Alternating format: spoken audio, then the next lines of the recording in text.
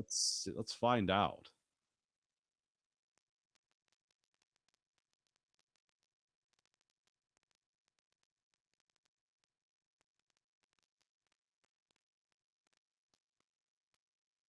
All right, beautiful. From the industrial wastelands of Michigan to the fruited plains of Iowa, this is the American Green.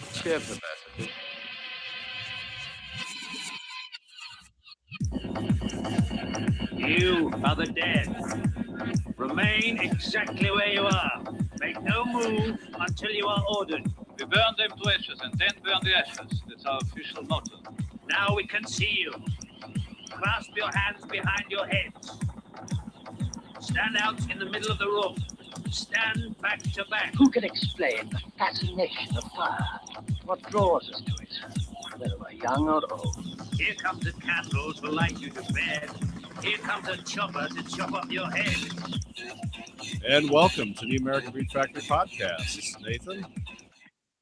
And we have an exciting show for you tonight, filled with action and fun. And we're all ready. So everyone say hooray. Here we are. I think this thing's actually recording. That's great. That's always well, because I looked down and I saw the red light still flashing, and then it's like, wait a minute, that means it's not recording. But then I must have either hallucinated it or it just started. I don't know. It's just a glitch in the matrix. Oh, that old song and dance. Oh, it's hot now. It's officially hot. Had the long spring, and now it's been 90 degrees. Well, 90 degrees here.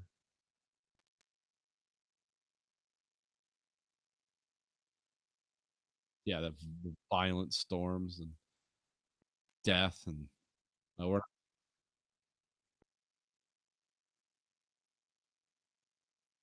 oh, is it just the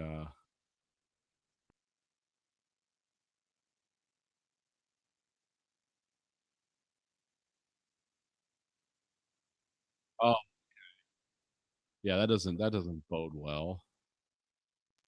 Oh man. Now we had let's see, what's the weird thing we had here?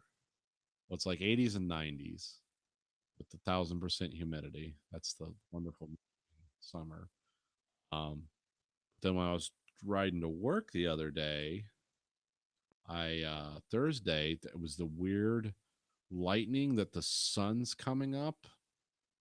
Lightning going on in like dark purple clouds, but it's a lot of lightning. It looks like shit you see in movies. And I was driving down the freeway seeing that, like, well, this maybe we'll have some power outages, but no such luck.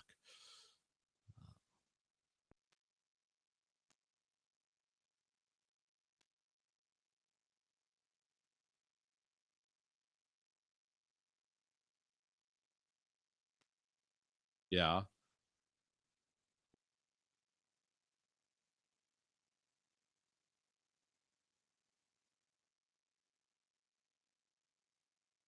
waiting.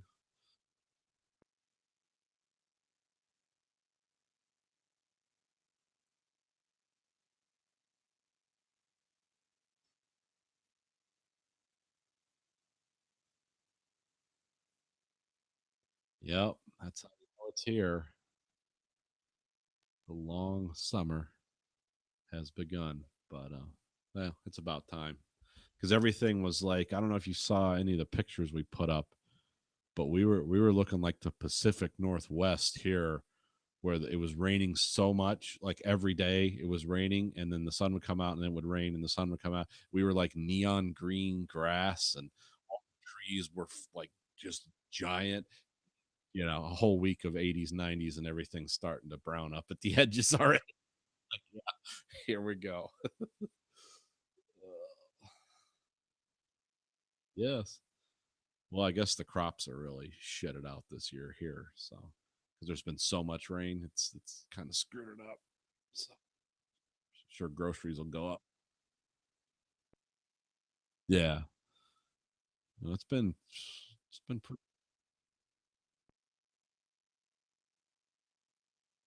yeah, nitrogen.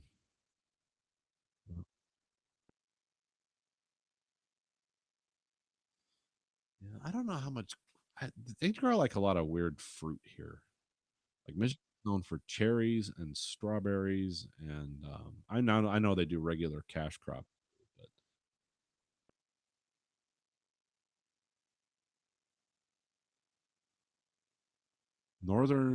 mid northern Michigan is like it's our biggest food export. I think Michigan called Michigan cherries because they're huge. They're bitter too, but they're great pies. But yeah, when they were having that bee problem, that colony collapse syndrome or whatever, that was a real problem here because a lot of the fruit crops up north they needed bees to pollinate, and they were running into huge problems with that. Blueberries are big here too. You can go find those anywhere. You just pick them off and eat them. Like blueberries everywhere.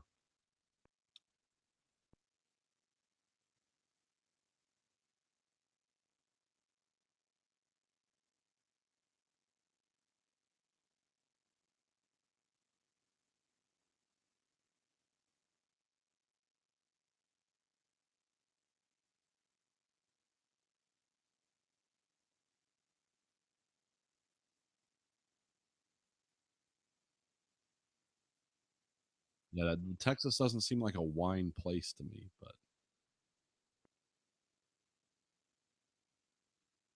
they've got everything. They've got the desert, the dry scrub, and I'm sure they have fertile areas.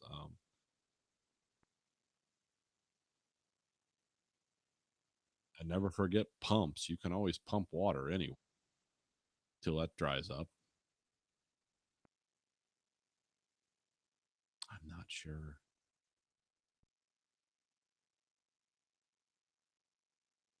I think you're right. But when state secession starts occurring, that'll be what they're fighting over. The water wars. Especially out west, there's just not enough water to support those giant populations.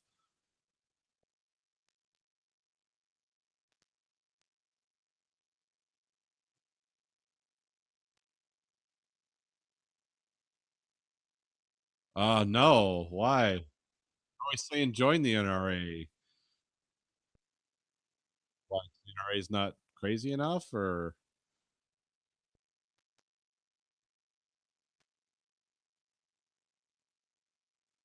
what are you doing? I haven't updated my membership in a while.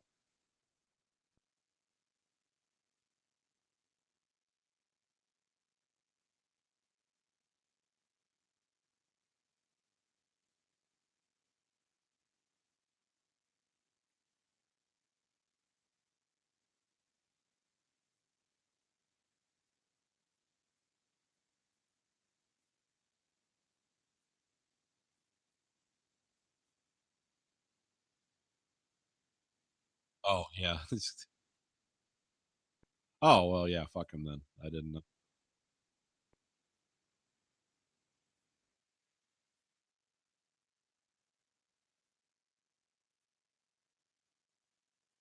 Oh, Oliver North. Yeah, it was him versus Wayne LaPierre. But I heard it was because they wasted all that money on like like NRA TV, and because it was a big like nobody wants to sit around and watch that all the time, like 24 hours a day of. I like guns, but I can't do 24 hours a day of. Well, I don't like guns with a lot of political shit. Just shoot the guns. I can vote. Trust me, I'm not going to vote the way you want me to. So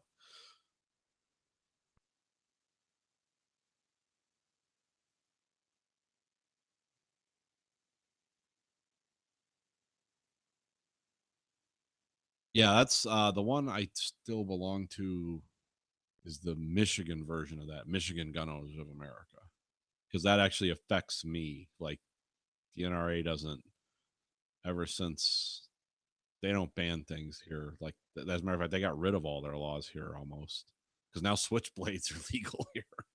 So but yeah, that's the one I still like. It's like $30 a year. And they'll send a flyer occasionally like, we need to raise money. But see, they don't endorse candidates. They just go fight legislative stuff, which um,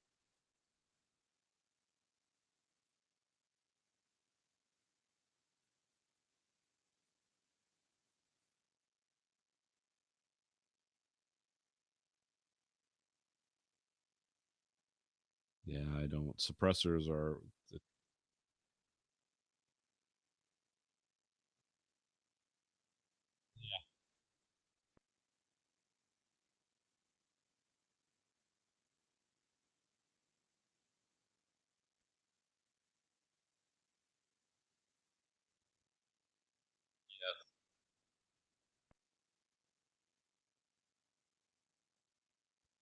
well.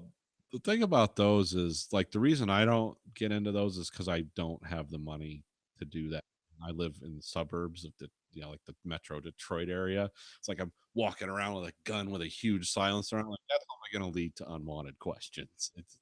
No one's going to assume you're out doing God's work. And yeah, it's just something expensive and extraneous, and it's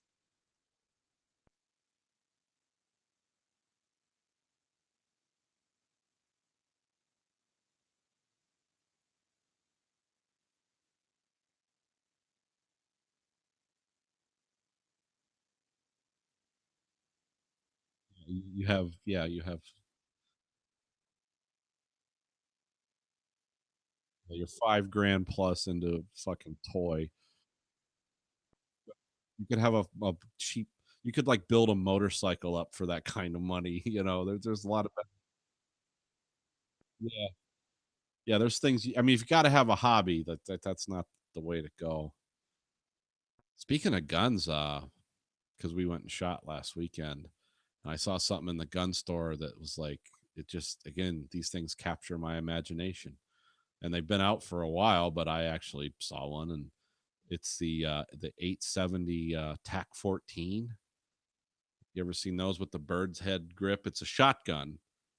It's very short though. It's like yeah, it's got the weird grip on it.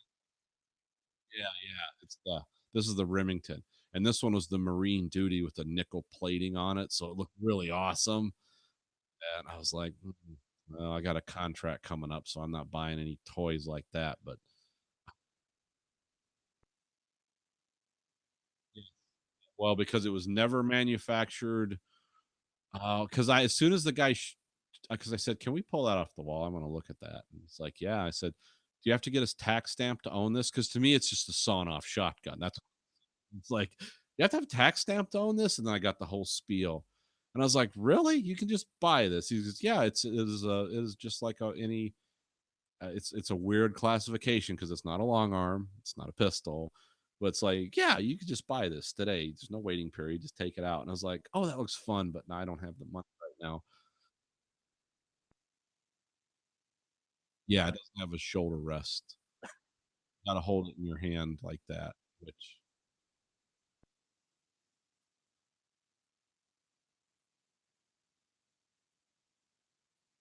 hmm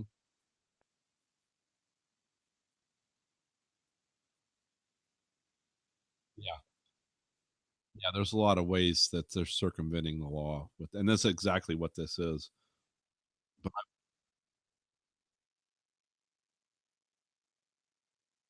yep, this just it looks like a lot of fun. And the guy was explaining it to me, and he's like, yeah, if you put a pistol grip on this, then it's a felony. You have this kind of grip on it, it's perfectly legal. And I was like, oh, that's weird. And he's like, but the thing with the pistol grip on a shotgun is that's putting all the shock load straight back into your hand, to your wrist. But he goes, this thing still follows the curve of the original. It's like a curved handle, so the shock is. But you're only supposed to fire it from the hip. It's a from. I mean, there are guys on. I watch YouTube videos where guys are doing this. Like I ain't fucking doing that. And I would yeah, I would definitely there's a group that makes the I think it's the people that make the Viking tactical slings for the ARs. They have a kit you can because it uses a Magpul uh, front end, so it's got all the modular ports, and you can put something on there where it puts a leather strap, like if you're firing it, you're holding on to it. One of the things I saw with that shotgun is the guys were doing fast action shit with it. And it's like, oh, you're gonna blow your hand off, dude. Because the fucking barrel's like, here's the end of the slide.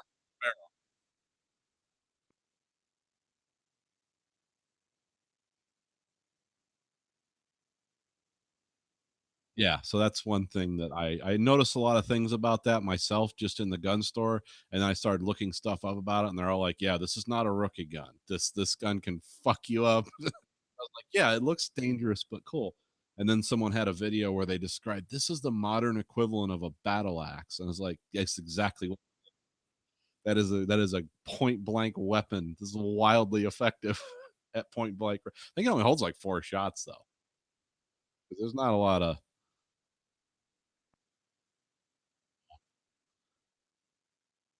And then they have a laser scope you can buy for it from I forget who makes it, but it actually like it comes off the end of the pump cylinder, I believe. And it actually throws like what a shotgun pattern would look like, but it's a laser. So if you're aiming from the hip, you just like, oh, okay, this is where this is gonna go. But that's like a 200. So then I'm $1,000 deep in attack for it. So it's like, yeah, it's not hard because the regular ones are like 200, $300, but you get the nickel plated one. It's like, oh yeah, it's $700, but that's the one you got to have. And then they have the over the back swing for it. It's like perfect. Where are we living? And then I watch some videos and I love those guys that go deep. This is perfect for in car use. It's like, what the fuck? Yeah, it's what they called it. It's a like in Texas, these are real popular truck guns. It's like for what the marauding Mongols that are invading? What do you well, yeah, some of those guys actually believe that shit, but yeah, I just it's like, oh, I've seen another gun that I may or may not ever buy, but it certainly looks cool. I like weird shit like that, and that definitely is in the category of the weird. Um, and the Remington 870 is like still my one of my favorite guns to shoot. That and the 44. I like the big crazy stuff, like the big 44 Magnum I have. It's like, oh, this thing's just stupid. It's so much fun. Watch this pumpkin vaporize. It's perfect. So yeah, I know. I haven't been watching. I haven't been doing much YouTube, and so I'm gonna have to. I'm interesting to hear what they have to say.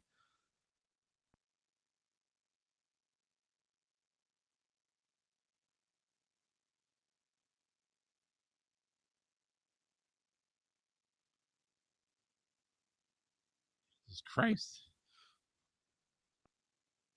Yeah.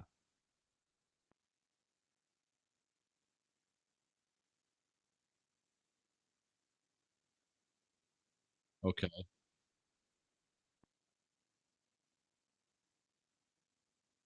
Yeah.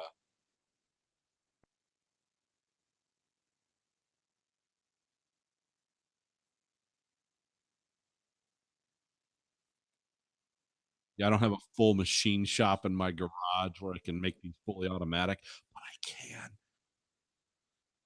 Meet me on Silk Road.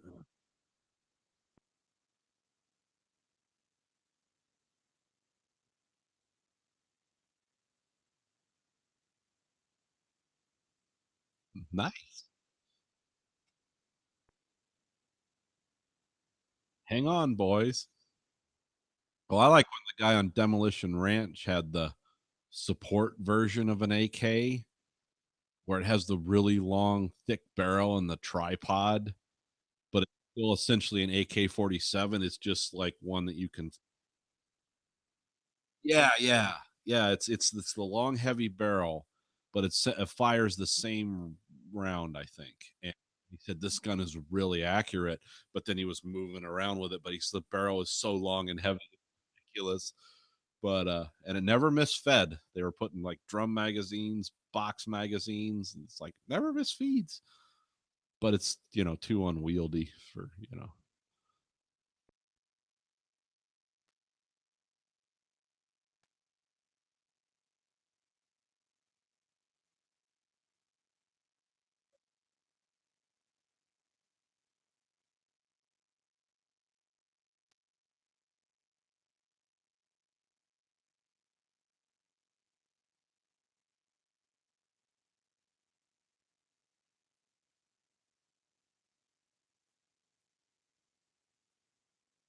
Yep.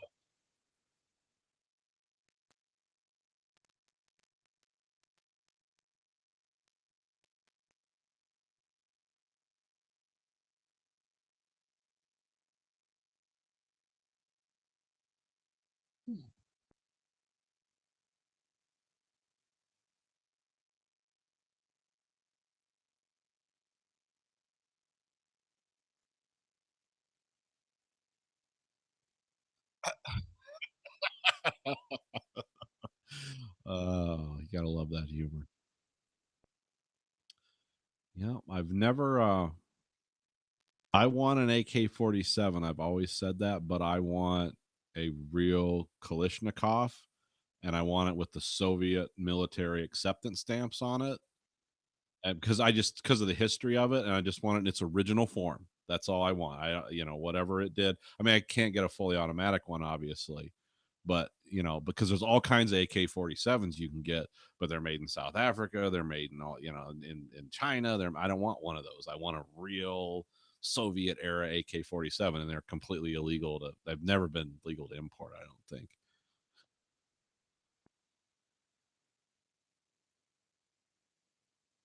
Yeah,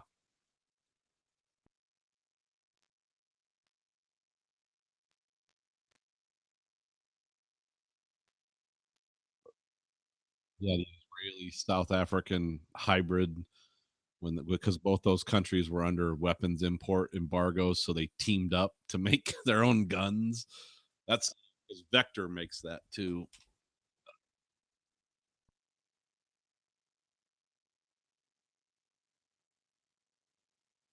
Okay, I can see that.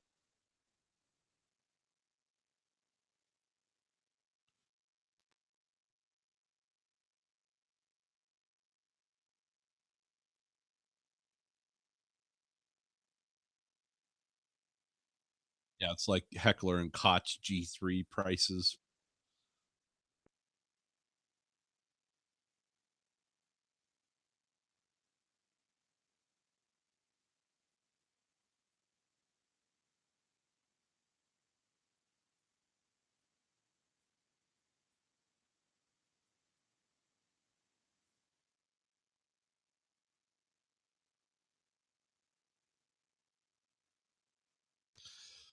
Because we got money to burn.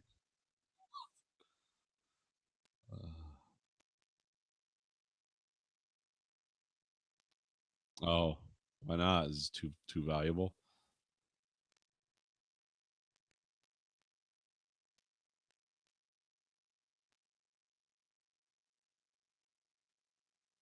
Yeah, it's the French one, right? Yeah, they look cool. The futuristic looking one from the 70s that still look futuristic.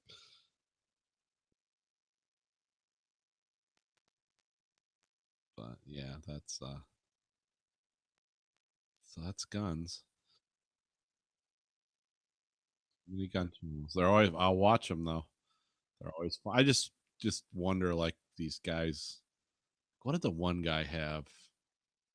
He had this fully automatic 12 gauge with a silencer. Um, and I actually went to the website. And the full auto ones are like that's special stuff to get those. But they had the semi-auto. I think it was called the Fostech Origin, but it had this big halo ring where it held 50 shotgun shells.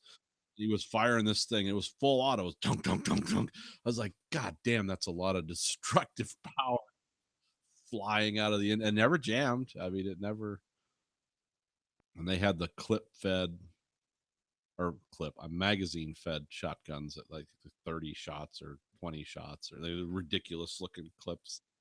But I guess with those guns, I looked at them and they're like $5,000, and it's like it's stupid. But then I go into the fine print, and it's like, oh, you got to do a lot of there's like a gas adjustment valve, and you got to play with them and find this because a lot the biggest problem with the semi-autos like that is feed problems. They always jam because the shotguns are it's hard to capture all the gas, and I forget there's all kinds of different reasons, and the range of shotgun shells is huge. There's all kinds of different ones for different purposes. And it's like, yeah, when those guys do those videos, they've been fucking around with that for like 3 hours to get it dialed in, and they're using all the same, shotgun shells. And it's like, I don't want to mess with that because they had those Russian, well, now it's Kalashnikov America because you can't import Russian shit anymore. But they had those Sega. They were just basically big AK-47s that just took magazines that they were 12 gauge shotguns. Those are real hard to dial in. Always jam. It's like every other shot.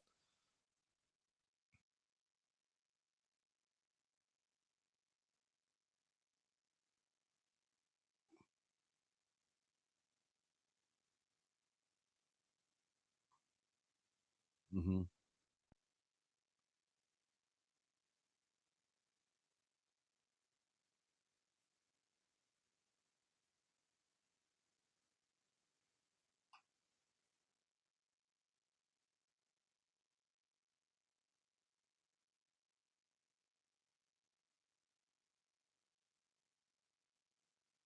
Yeah. Yeah, the amount of chromium they use to make an AK-47 because everything's covered with like triple chrome. That's why they have the reputation of being so reliable because they chrome the shit out of them.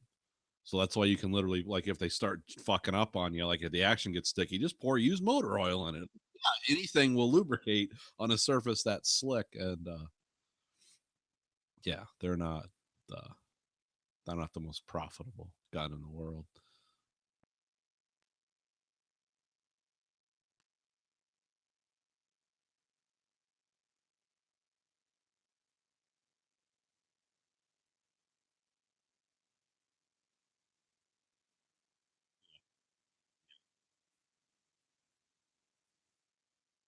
Yeah, the not IKM not necessarily more reliable either. Just need to fix.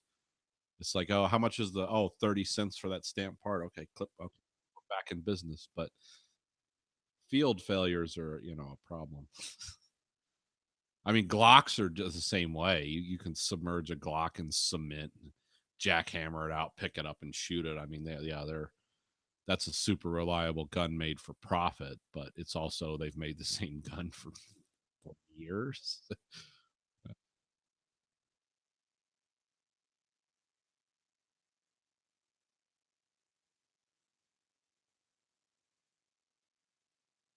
Oh yeah, that's the guy with that guy had the Foztech, kind of a chubby guy who's like he's just happy as shit to be. We're-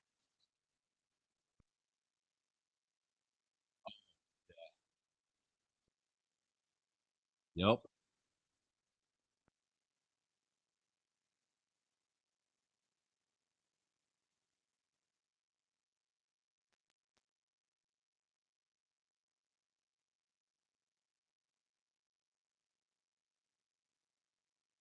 Yeah.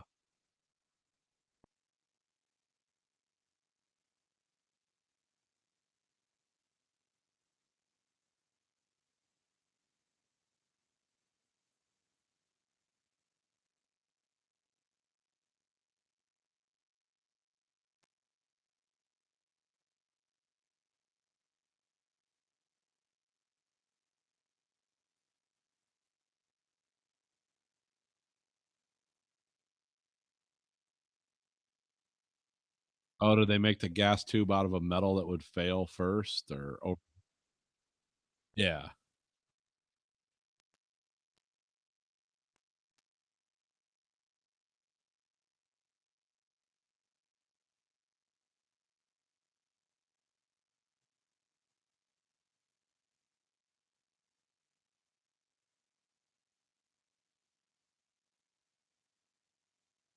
yeah. And was that called the Stoner Mark III? Was the prototype for that? Yeah,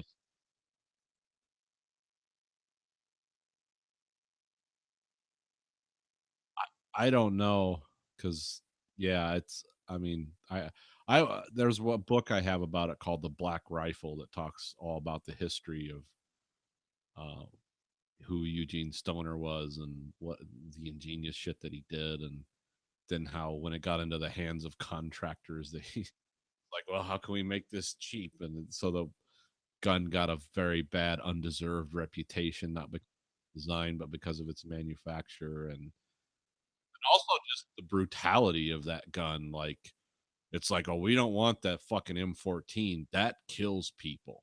That's a big show that'll just slam right through your guts. We want something that breaks bones, that does wound cavities, but doesn't necessarily kill people. Because if they're dead, they just leave the dead on the field. But if they're wounded, they're going to drag them off. That was the whole thinking behind the round. It really was. That's why we don't have a big pipe. That's why we fire a 22 long rifle as our primary weapon for our army. It's like we want to hurt people.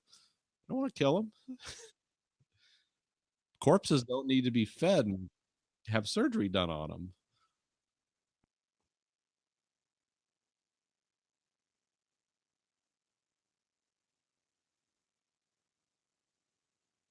Ball, gunpowder. Yeah.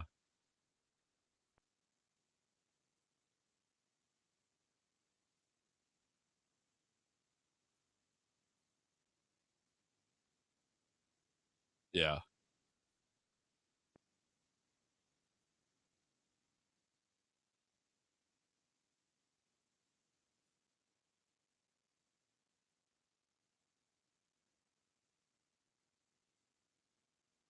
Yeah.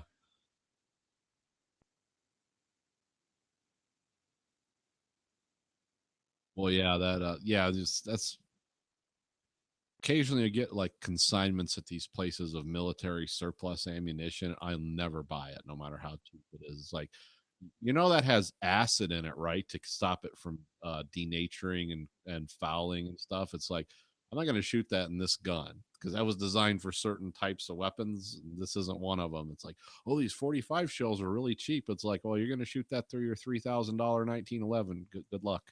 I'm not. I'll shoot that Winchester white box shit. That's bad enough. I remember once I was one of the classes I took when I had my Kimber, we just used defensive ammunition. It was kind of an expensive class. It was like, 100 rounds of that, which you don't, oh, that's not much. And it's like, oh, it's $200 by the time that's for the low ball. But it was still the defensive low flash. And after that whole class, it's like, shit, I hardly need to clean this gun. It's like so much different from the shit target ammo I usually shoot through this. This thing, it's just a little brown around the tip of the muzzle, and the barrel was a little fouled, but that was it. Um, but also defensive ammunition. The reason they had us do it is that hits a little harder on your hands too. You don't notice it, but when you get like 50 rounds in, then you start noticing, like, oh god damn, gotta rub my hands together and we'll go put them in cold water in the sink, which is what they had us do, is just go in there and turn the cold water on for a minute. It's like, oh, okay, I feel better now.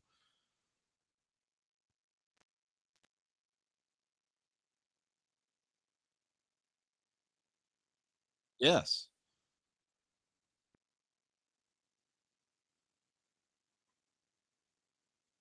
Hmm.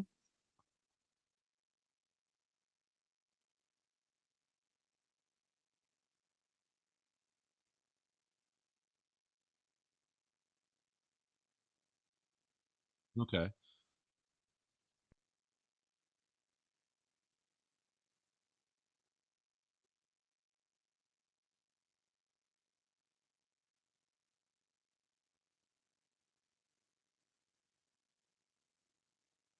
Yes, I could see that.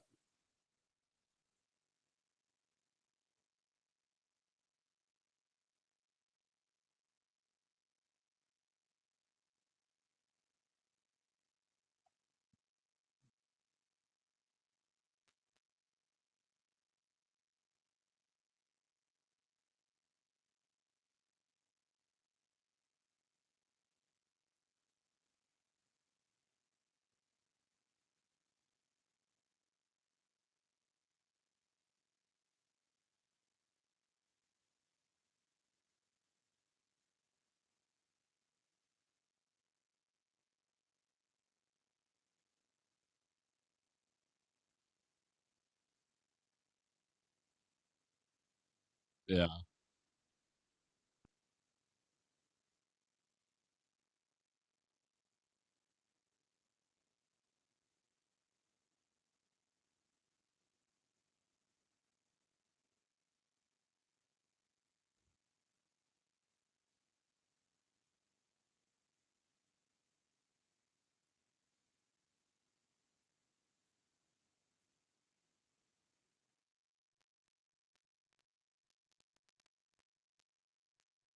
Yes.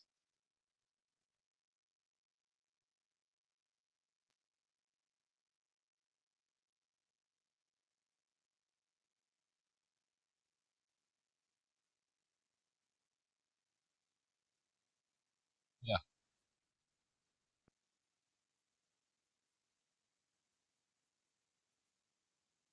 Yeah, yeah, yeah, just watch season 1 and season 2 if you get a chance. I mean, it's pretty cool.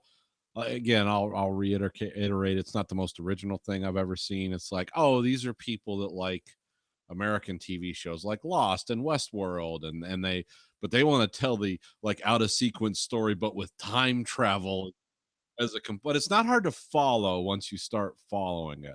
And I don't understand any German, so I don't know, what it would be like to listen to it in its native language, but I do like the old guy that gives like these Nietzschean parables, like sometimes during the beginning or the middle of the show.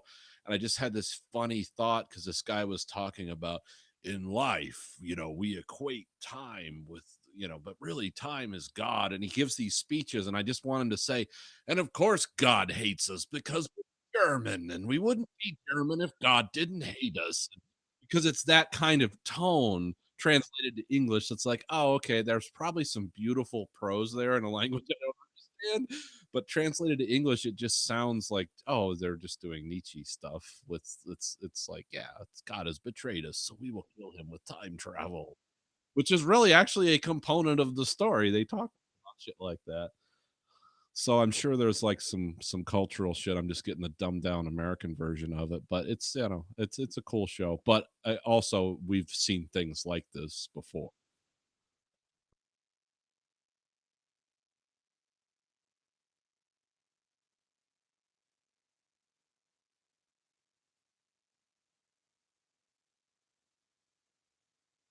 Oh yeah, that guy is a cop, and he's also well, they think he's a child murderer in the 30s, or is it the 50s? I don't know.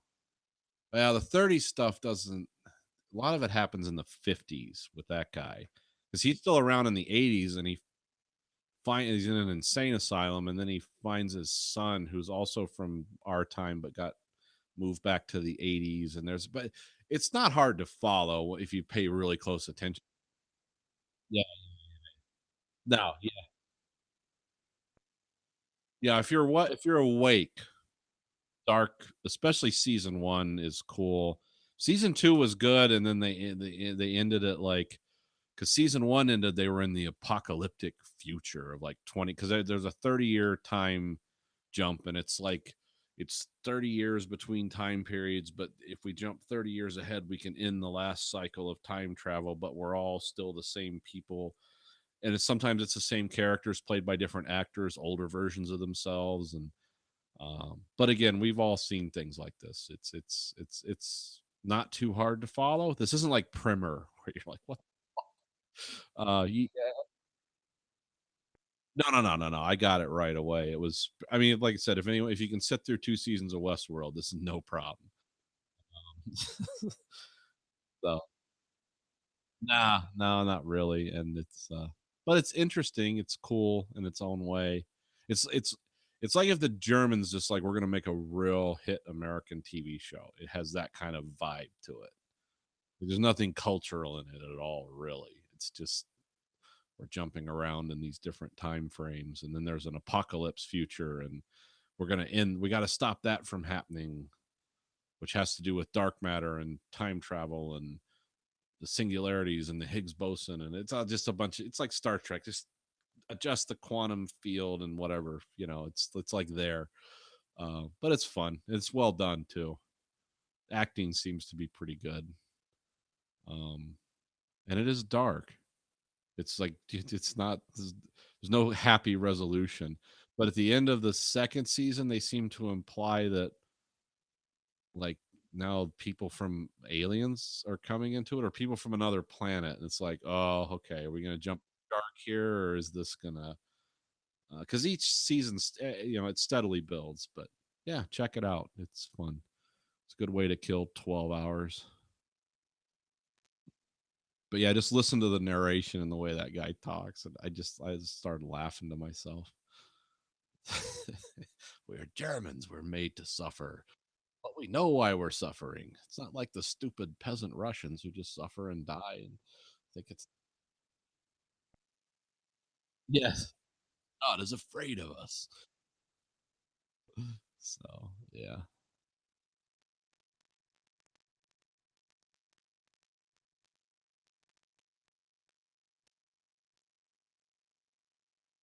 Yes, they have. And I'm rewatching that. You know a lot more about this than I do, though.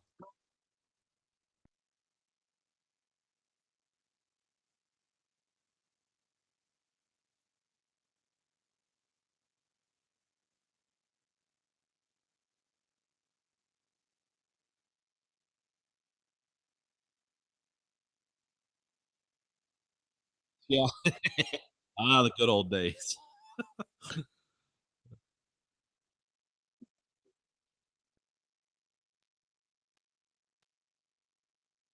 I watched that movie finally. Yeah. No, the American Atrocity. Yeah, that's the one I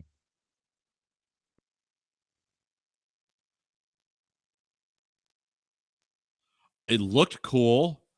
I kind of the story started out as like, okay, this is fairly straightforward, and then it just like started taking turns, like, and then it.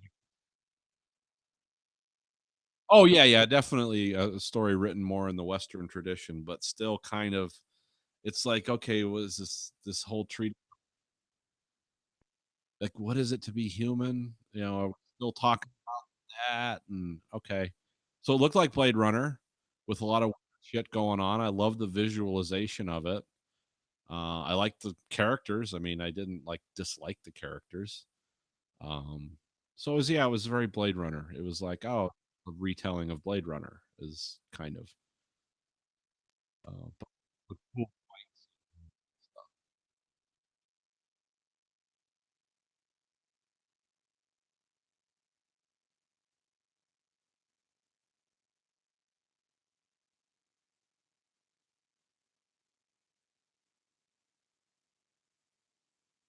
Yeah, I probably if it comes my way.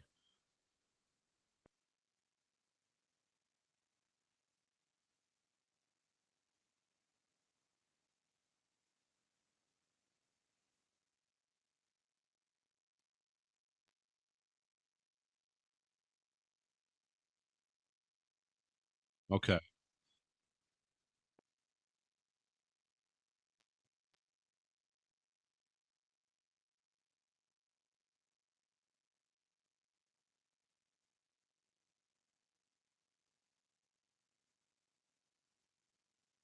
Yeah, it's I know it was a big deal because I saw an article in one of the news feeds I get, the sci-fi news. It was like in all caps. It's like it's back in America and you can watch it on Netflix. You can binge, you know, Evangelion. So like okay, and I did for well about 5 episodes or so.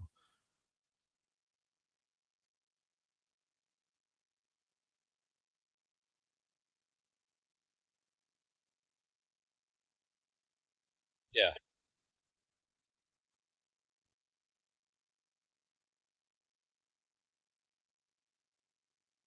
Yeah, it's really weird shit like that.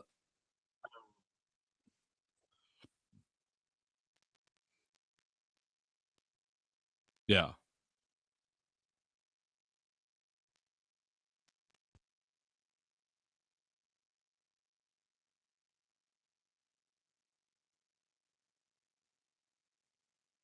yeah, yeah. Just cool, like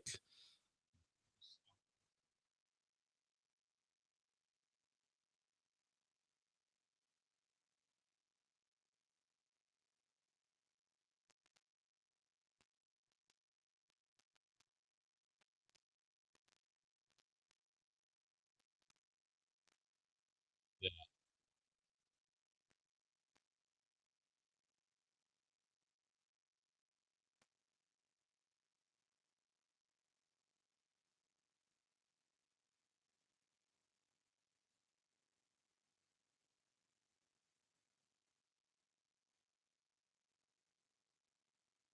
Yeah, for some people, this is like the holy grail, and like I said, I've watched it before as on demand Adult Swim, and then I watched this now, and this is slightly. They seem to have skewed it a little different. Okay, it seems different to me. It seems like the music is different in it too.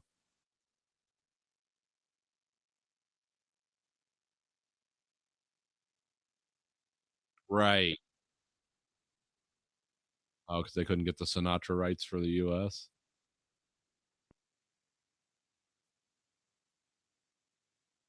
Okay,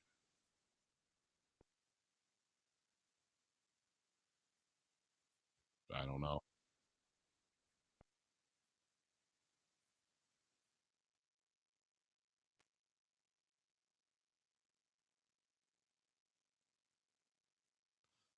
I don't know. Yeah, this. Yeah, I heard this was quite expensive too.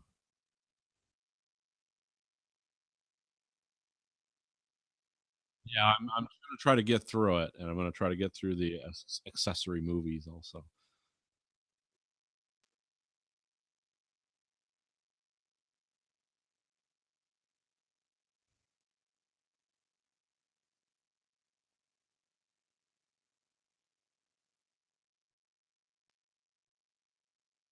Yeah.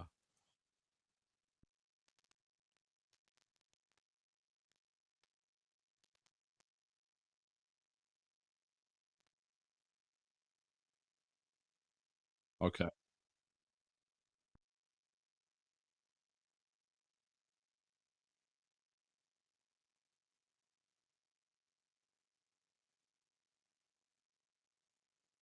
Is this, is this the Verhoeven effect, or is this where the fans have written a more coherent story than the writers? Okay.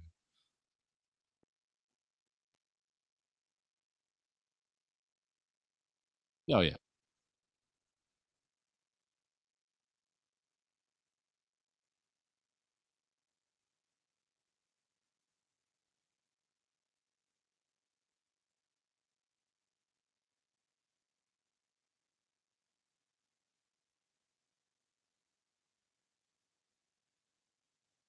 Yeah.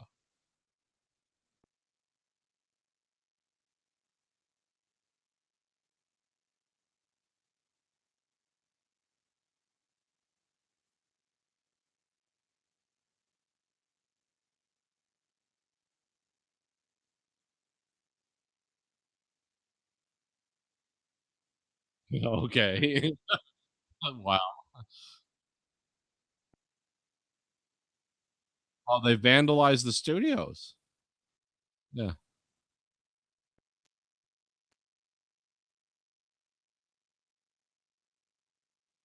Yeah.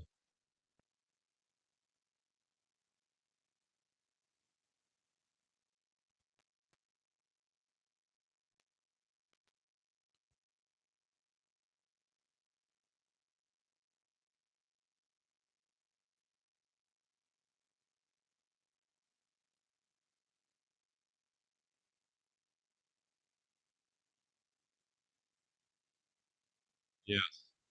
Yes.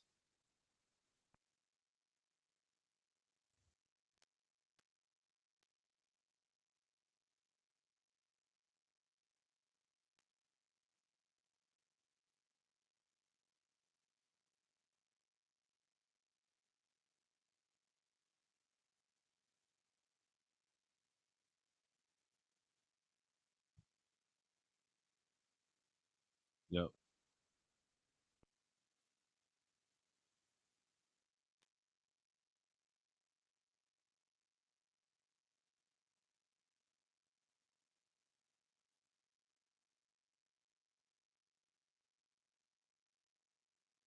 Yeah, because the buildings like suck into the ground when the things show up, and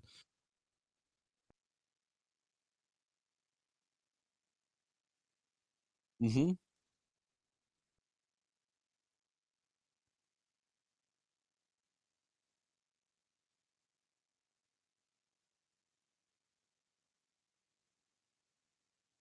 Yes.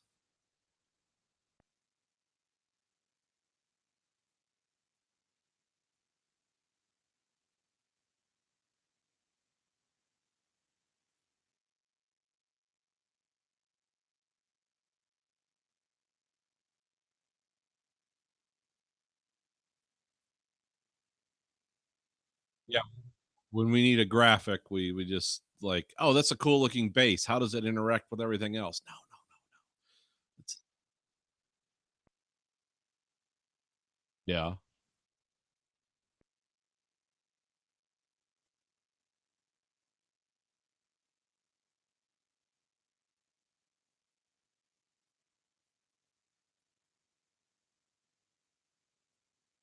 No, I did not get that. I just thought Tokyo 3 and the Nerve headquarters looked like a satanic pyramid.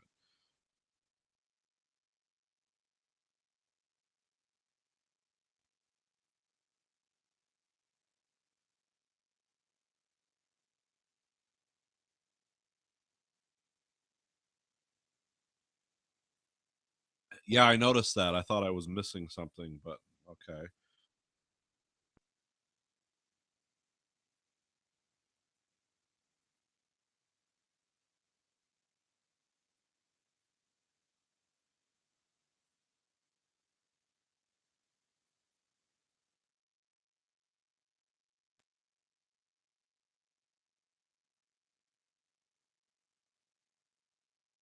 Hmm.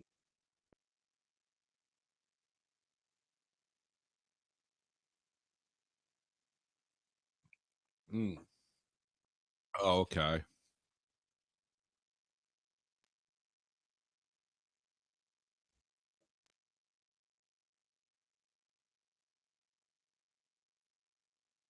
Yeah,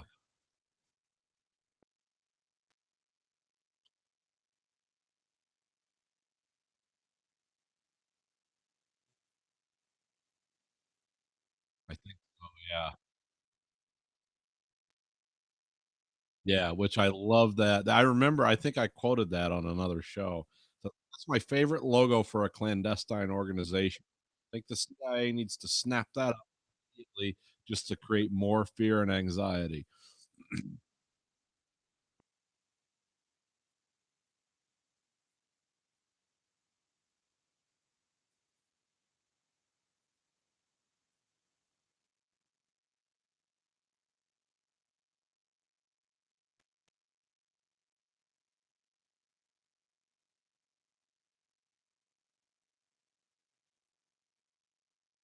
I can't yeah, because I know the KCIA had a weird the Korean CIA was like defending our people or defending the sunlit land or it just seemed to have like a like what does this mean exactly, and I know it's translated from Korean and probably means something completely different, but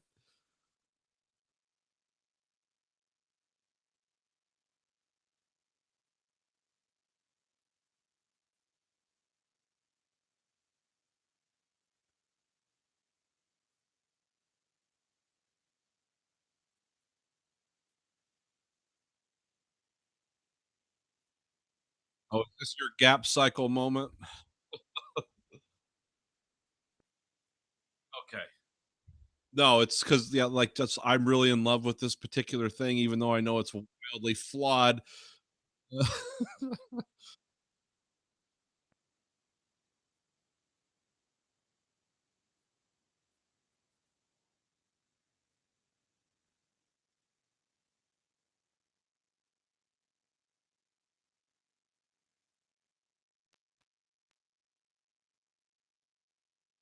Yeah,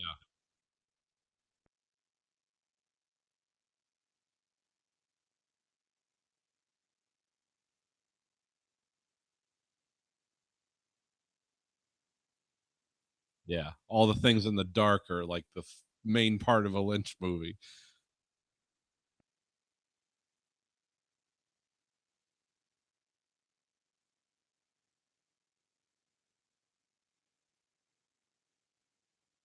Yeah.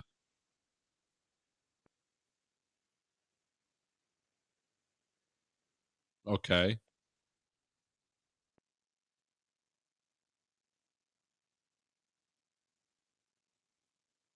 Yeah.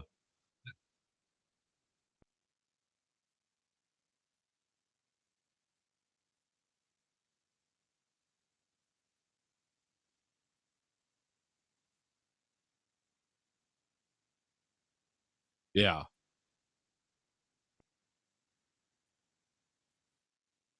So it doesn't seem like they're being cheap, but you know they're just cutting some corners. Yeah.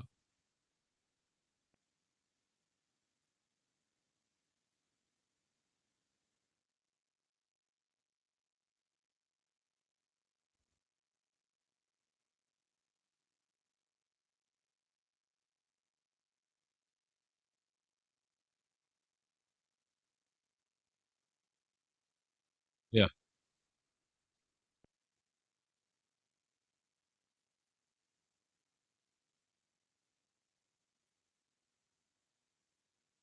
Yep. Countdown.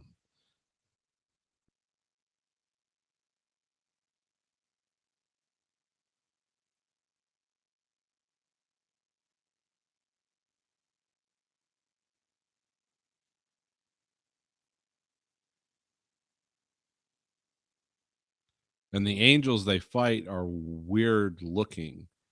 They move weird, they have weird faces, they take damage in a weird way where it's like, "Oh, that thing's fucked," and it's like, "Oh, no, it's healing." Then they just drop a neutron bomb on it, and then they have piston punch arms, which are weird. And not yet.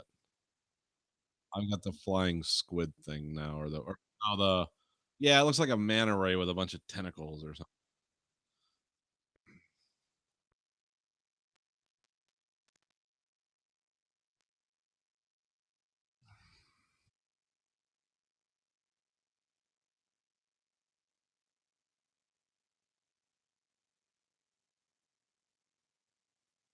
Yeah.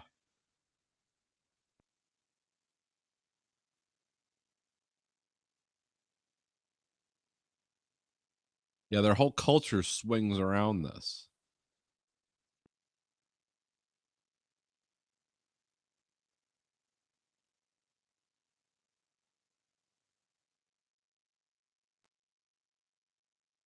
And his dad runs Nerve.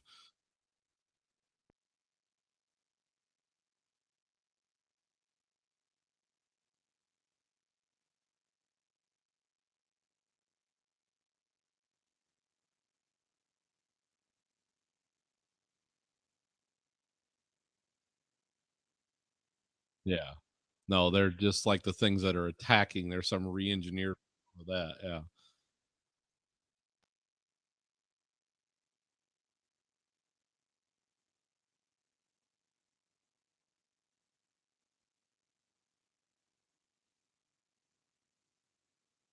Yeah.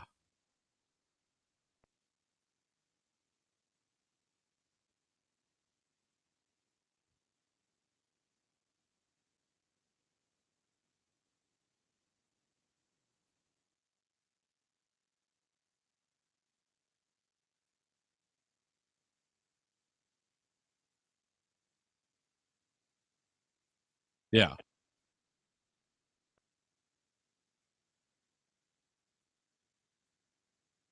Yeah.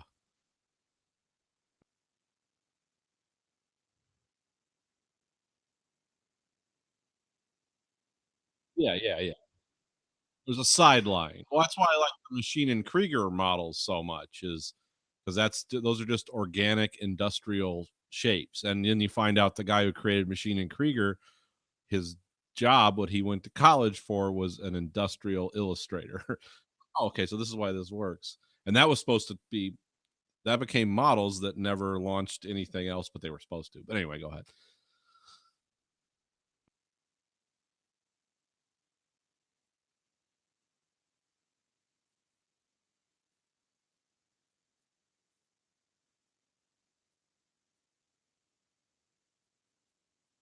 Yeah.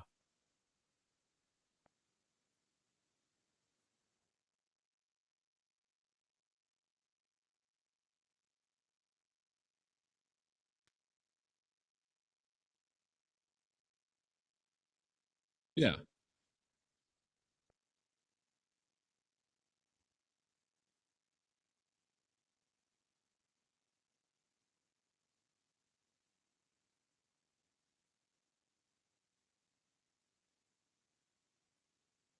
Yeah. It may and when they die, they uh I like the giant crucifix that appears.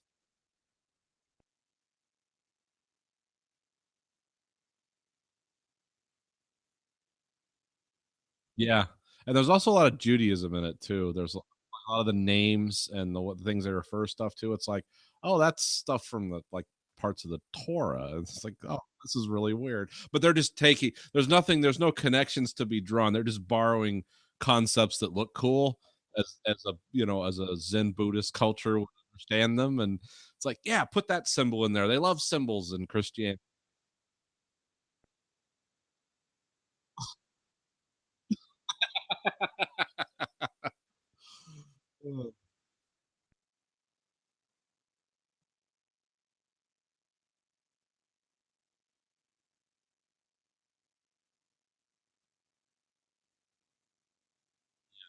Yeah, gospel for the new age, I think.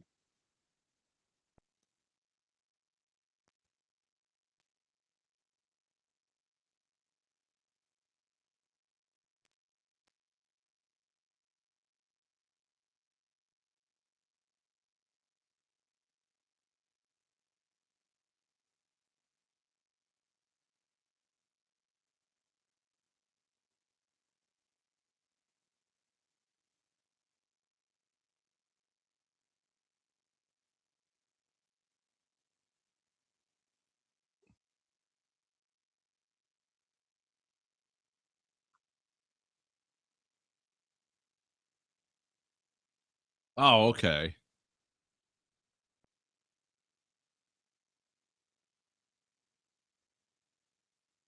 Nice.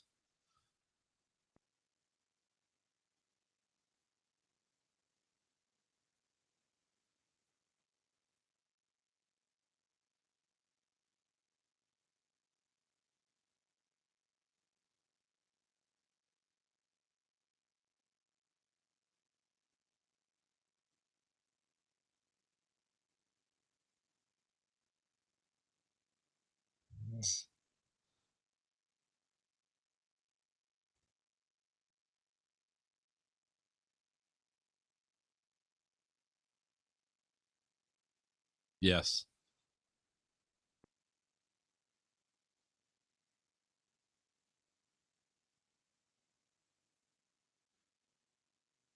The Japanese, I will give them this. I think for all the stuff I've absorbed directly from Japan, and then the stuff that's just in our culture that you don't realize, like, oh, that's from Japan. They have, I think, the most unique culture in the world when it comes to things like this. Like, we would never do shit like we made heavy metal. Like that was our and then we have like DreamWorks and Pixar and we do animation too, but it's all horrendously expensive with a huge profit motive behind it. And there are toys and things like that too, but it's either for children or adults. And, all that animation, it's like that is American, European style animation. The adult stuff kind of tacks towards the heavy metal, and they've done other stuff. And then we've done like our own anime style stuff that doesn't work out because uh,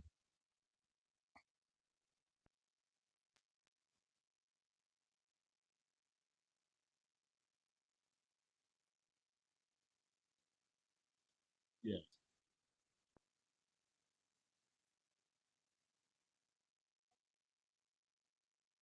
yeah,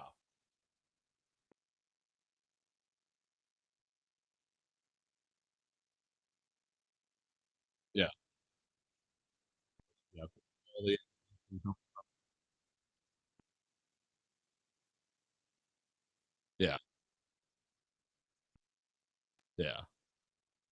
So, but yeah, I think the Japanese have a very unique culture. And the more of the stuff I see, it's like, oh, that's weird. I can appreciate that as being something that's,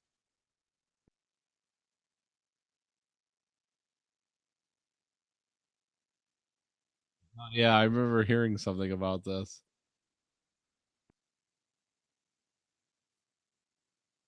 Jesus Christ. A lot of money for a weird game of, uh, what would you call that? To me, it seems like, yeah, it's like a really weird version of pinball. Like, what is okay? That's a big thing over in Japan because gambling's technically illegal there, but it's not. Um,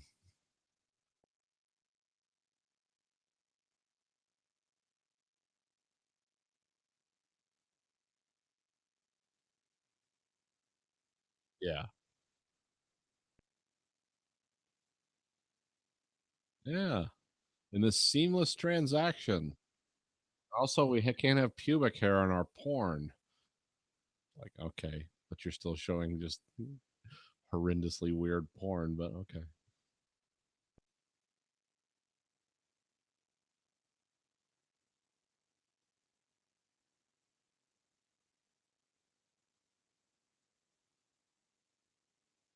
Yeah. There could be an eagle flying with fire coming out of them, and yeah, yeah, like 70s, 80s, metal type shit. Yeah.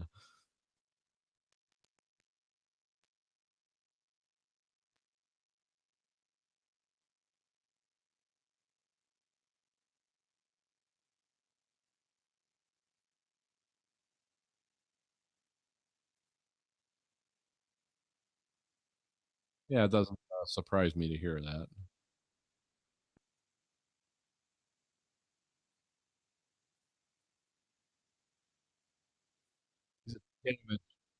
Yeah.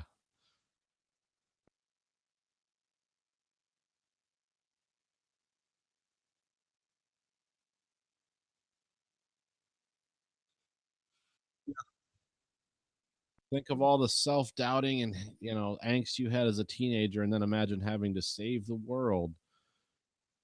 Big weird machine things, entity things.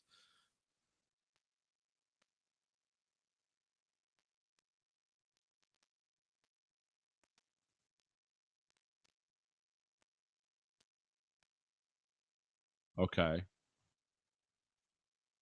That's a good long production cycle. Oh, Shin Godzilla?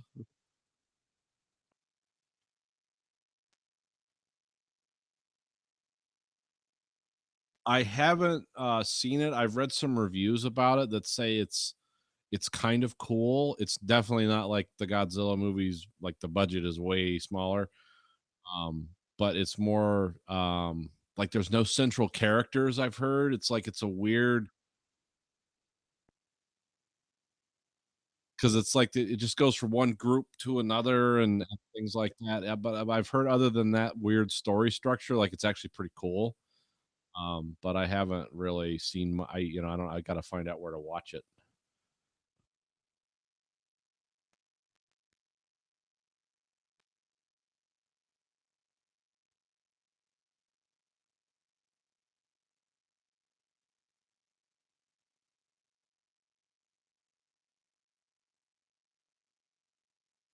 Okay.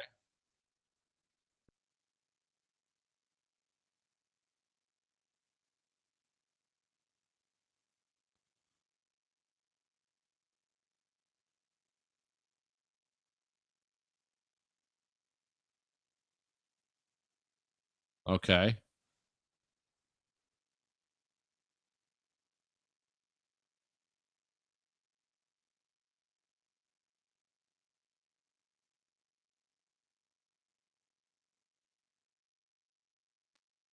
Yeah.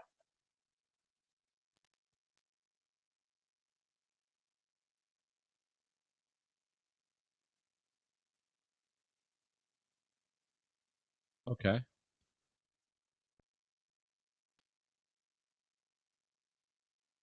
Okay. Good. Does it subvert your expectations divisive or uh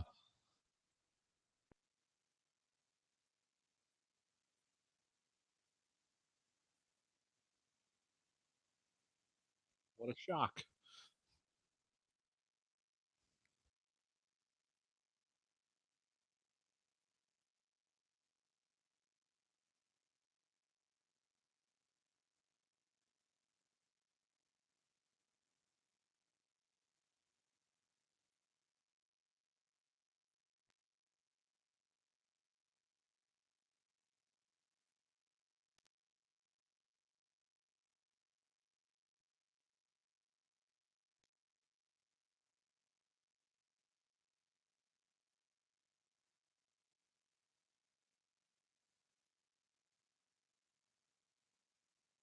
Ah, the old multiverse writing trick.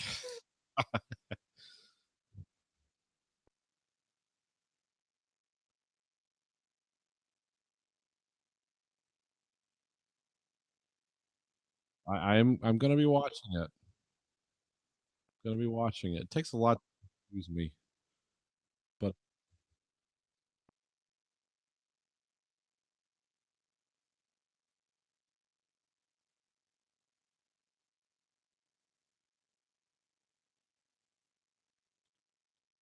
yeah, the monster fights are where I actually like the weird story though. Because the first couple episodes, I was like, so is this commander chick trying to sleep with this kid? Where's this going? It's like it's not going there, but it's like, oh, okay. I was like, this is kind of weird. What's their relationship? How old is this kid? I don't know how old he is. Okay, yes, I put him at either 12 to 16. I didn't know where.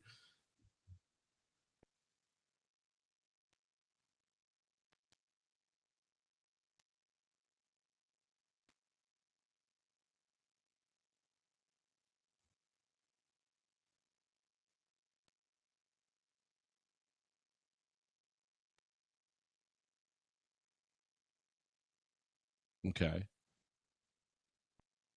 Yeah.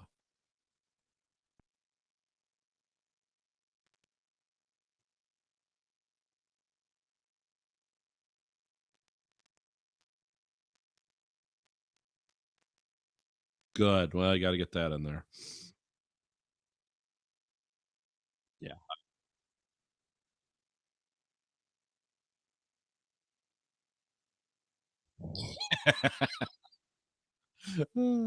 That's our story, and we're sticking to it. Ugh. Yeah.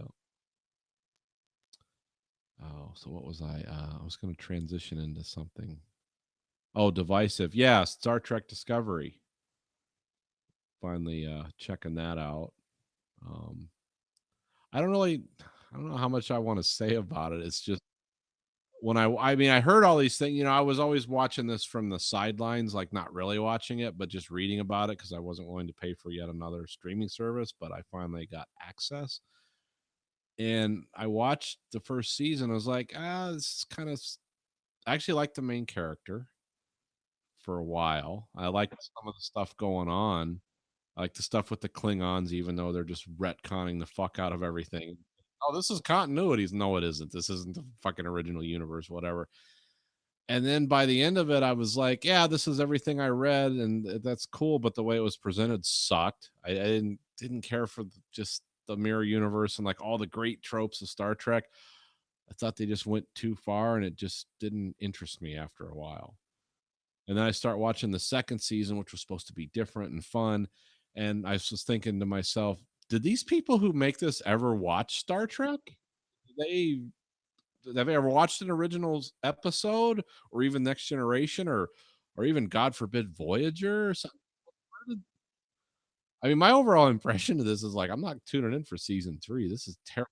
I'm gonna do the Picard thing because I wanted to like this because everyone hated it, and I wanted to be the guy who could see through. Like, well, maybe there's some things you don't get, but after watching it, it was like, well, the production's cool.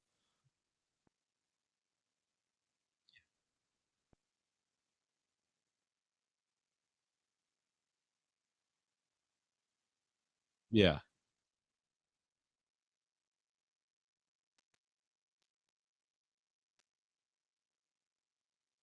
yeah. I mean, it looks great. I again, I'm not really a super Star Trek like super guy. I think I've seen all of it though. I mean, I'm pretty familiar with Star Trek.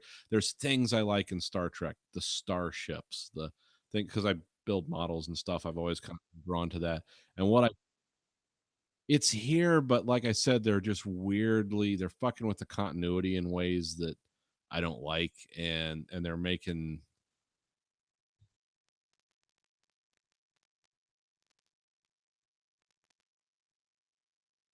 yeah.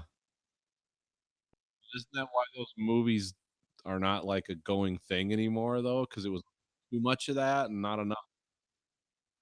I don't know. I'm just saying it's like I like the first Star Trek. The second one was okay.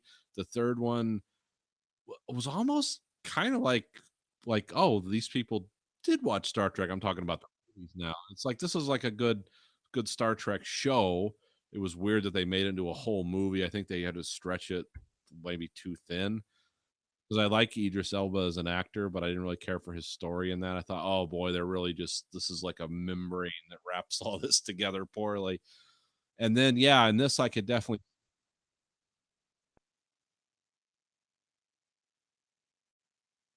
yeah.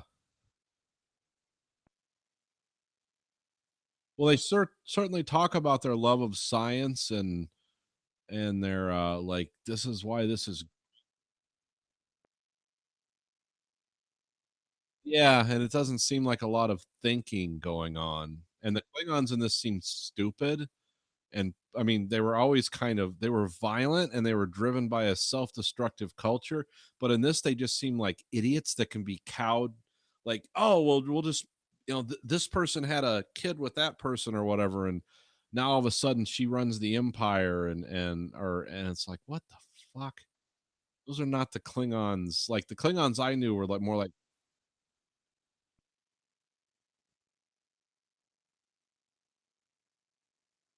yeah, I mean, there was I will say the first season of this, it was dark. I mean, it made the Klingons seem scary but dumb. I always think of the Klingons as more like Shakespeare characters. They're kind of like, "Oh, I'm driven by this culture that I know this is dumb, but I'm gonna just like Macbeth, I'm just gonna crash into this wall until I die." Whereas in this series, they seem violent unnecessarily and just kind of dumb.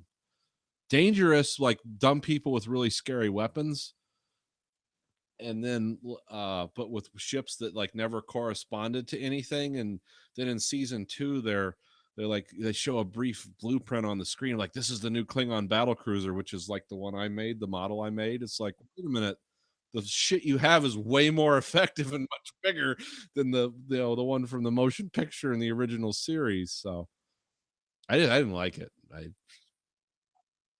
just straight up.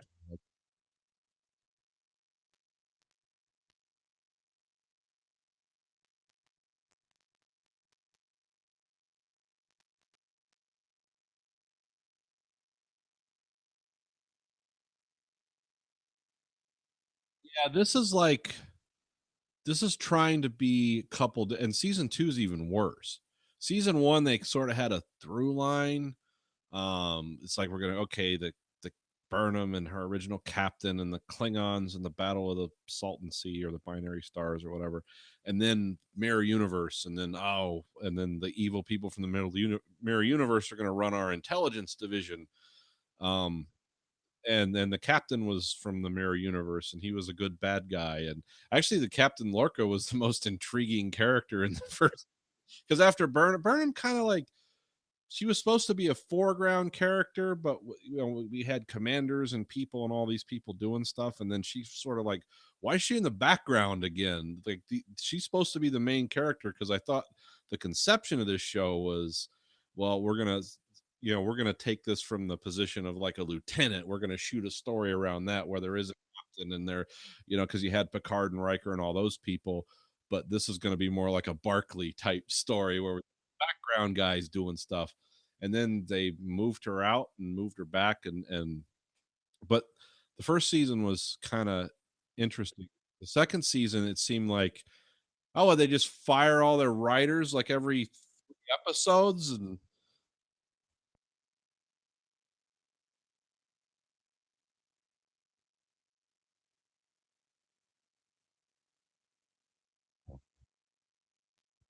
a comedian to the engineer lady.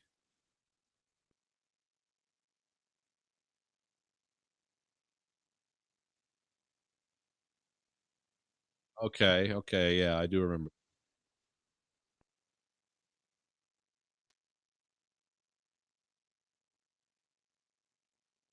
Sorry.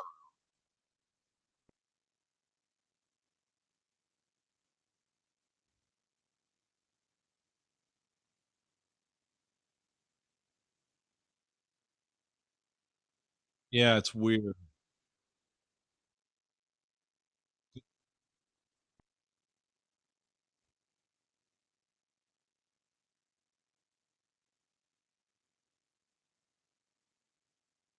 Yeah, I don't think any of the actors in this are bad.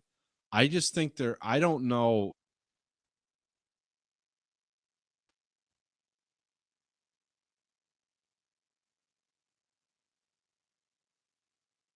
Well, a lot of the ideas in the second season, I mean, because it starts right off, you got Burnham, and she's like, there's something with time travel, and there's a evil. Yes, Spock is there, and it's the angel, which you find out later is Burnham, and then you got and there's some evil AI from you don't know what point in the future, and it's trying to go back and redo history, and they're trying to stop it, and there's these signal things, and then by episode 6, you don't fucking even talk about it. Like, wait a minute, where was this? Like, we got to find the Fibonacci numbers. Like, what is that? This doesn't all connect anymore. But I don't know what's I heard the production on those shows is really trouble. Yeah. Okay. So that's how you want to put in charge of your flagship show.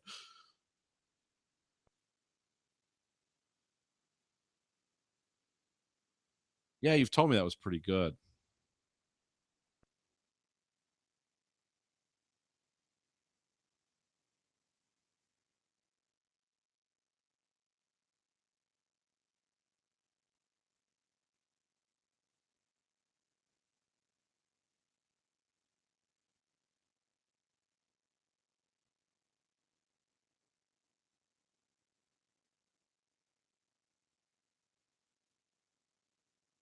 Oh, is that why he gets fired? He's not an asshole. He's just always over budget.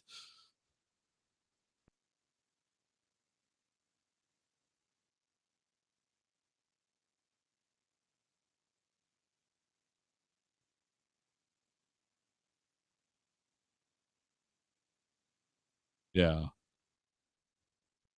Oh, so they are firing people then all the time.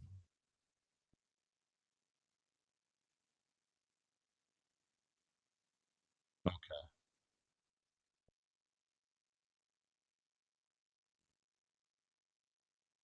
Yeah, look at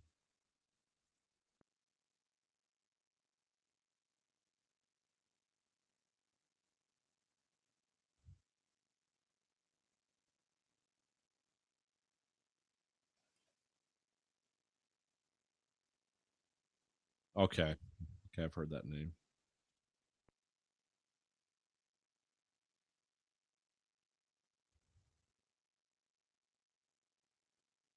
Okay. Yeah, I didn't really, and the thing is I really didn't want to dismiss this show because it's like it's the only Star Trek thing out there right now. It's like, oh, yeah, yeah. Okay.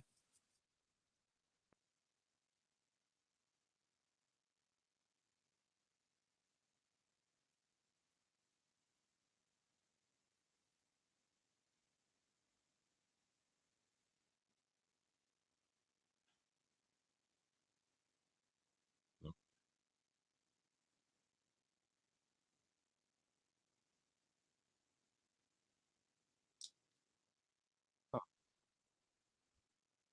That's too bad because yeah, I mean there was nothing initially wrong with this, but boy, when it went wrong. And I thought the second season was gonna like, oh, they're gonna pull this back. It's the first troubles. That's always weird when you're doing this, and then nope.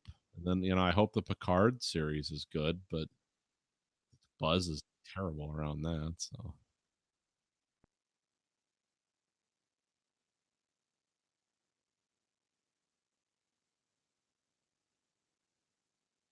I mean, again, I thought it was cool for what it was. I did not feel like it was again, it's like no, it was functional like a lot it looked like every other thing in the Abrams verse. Like, yeah, this kind of looks cool, but this has no character. Oh, the sport drive, yeah.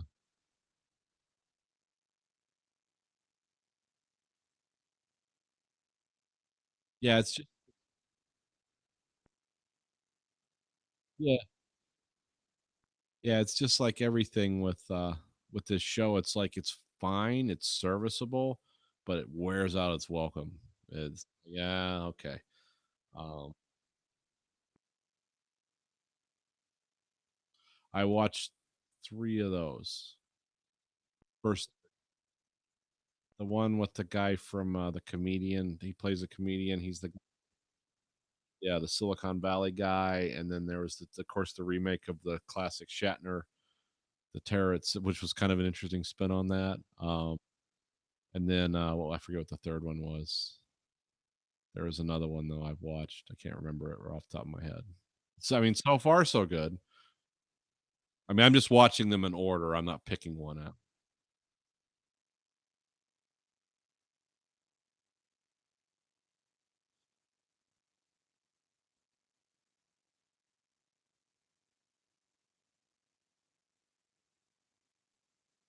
I mean, yeah, I will say like the comedian one was kind of interesting. It was that's that dark Twilight Zone. Like they're going for that because there was lighthearted Twilight Zone, there was lesson teaching Twilight Zone, and then there's the one when Serling had come up and like this is one of the darkest corners of the knew like oh this is gonna end horribly, and yeah, so they kind of jumped in with that. It's fine. It's very serviceable. It doesn't stand out to me though.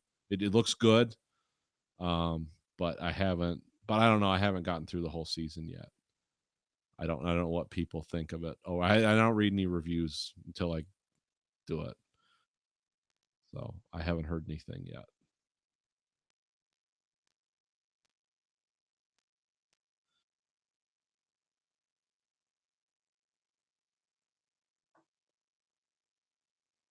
No, no, they don't do the big. They only do that with Discovery. Oh, I thought they did. Well, maybe I'm just catching up to it at the point where. Oh, I thought Discovery they just binged it.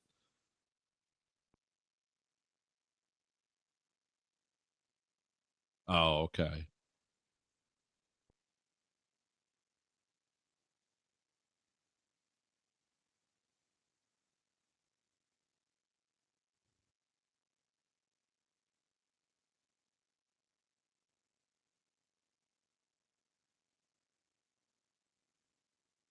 Yeah.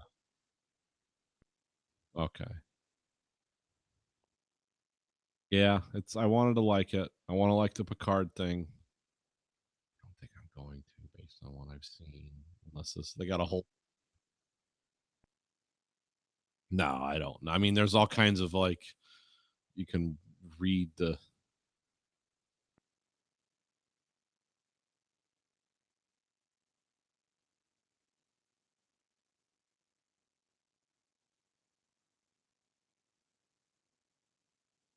well, they got to do something. It's gonna die, and they can't let it die. But yeah, I don't know. I mean, it's like the movies and the TV shows. It's there's all kinds of rights issues where those are actually different groups now. Viacom, Paramount.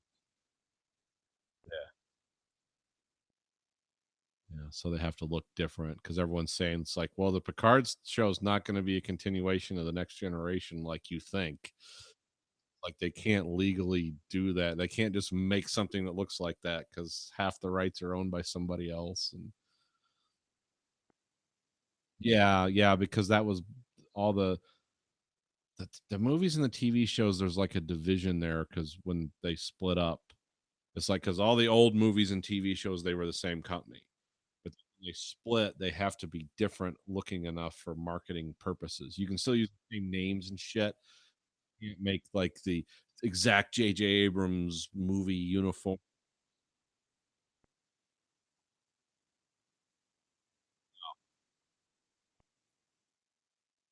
which they didn't explain to people before they came out with that first movie. Because they're like, what the fuck is this? It's like, well, wait, there's legal stuff. Oh, okay.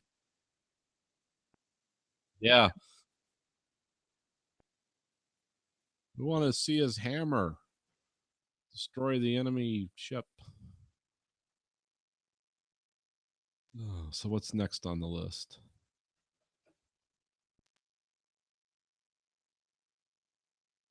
Okay, I've never seen that.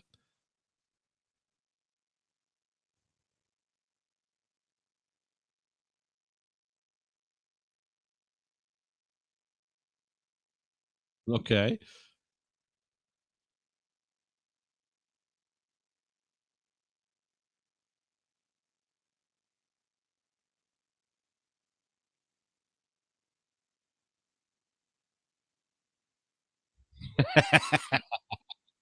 That's the title.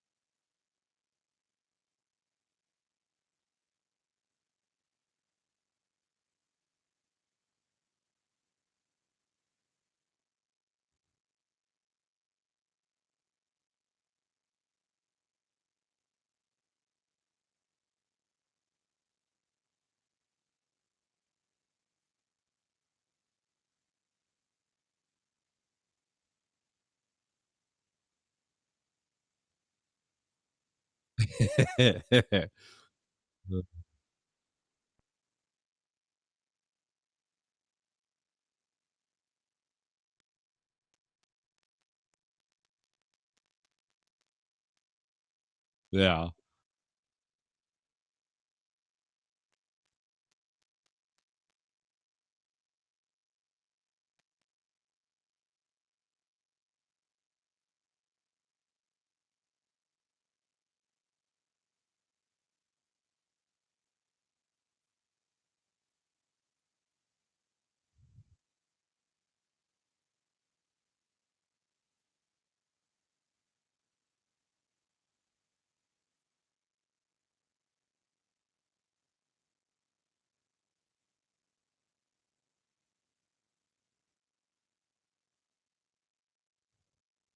Huh. That sounds.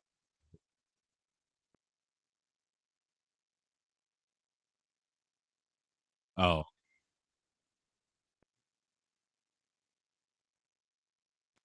yeah.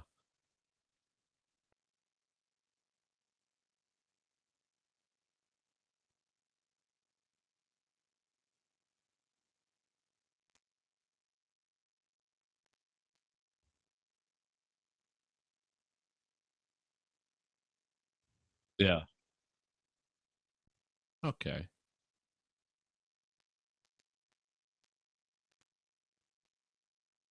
It sounds like it's kinda over the top.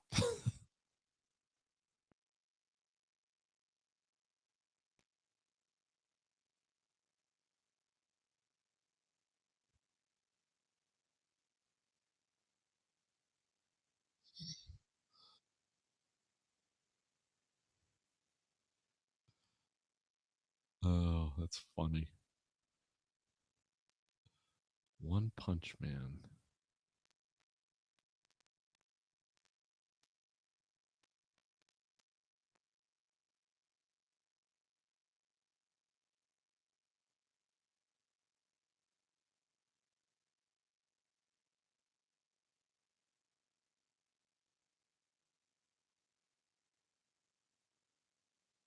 Oh, okay.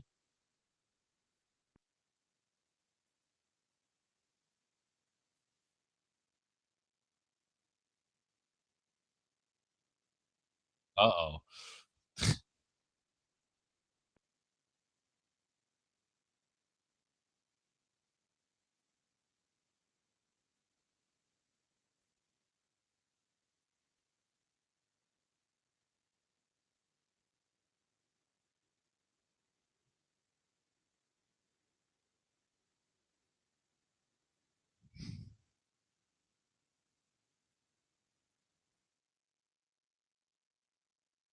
Oh, okay.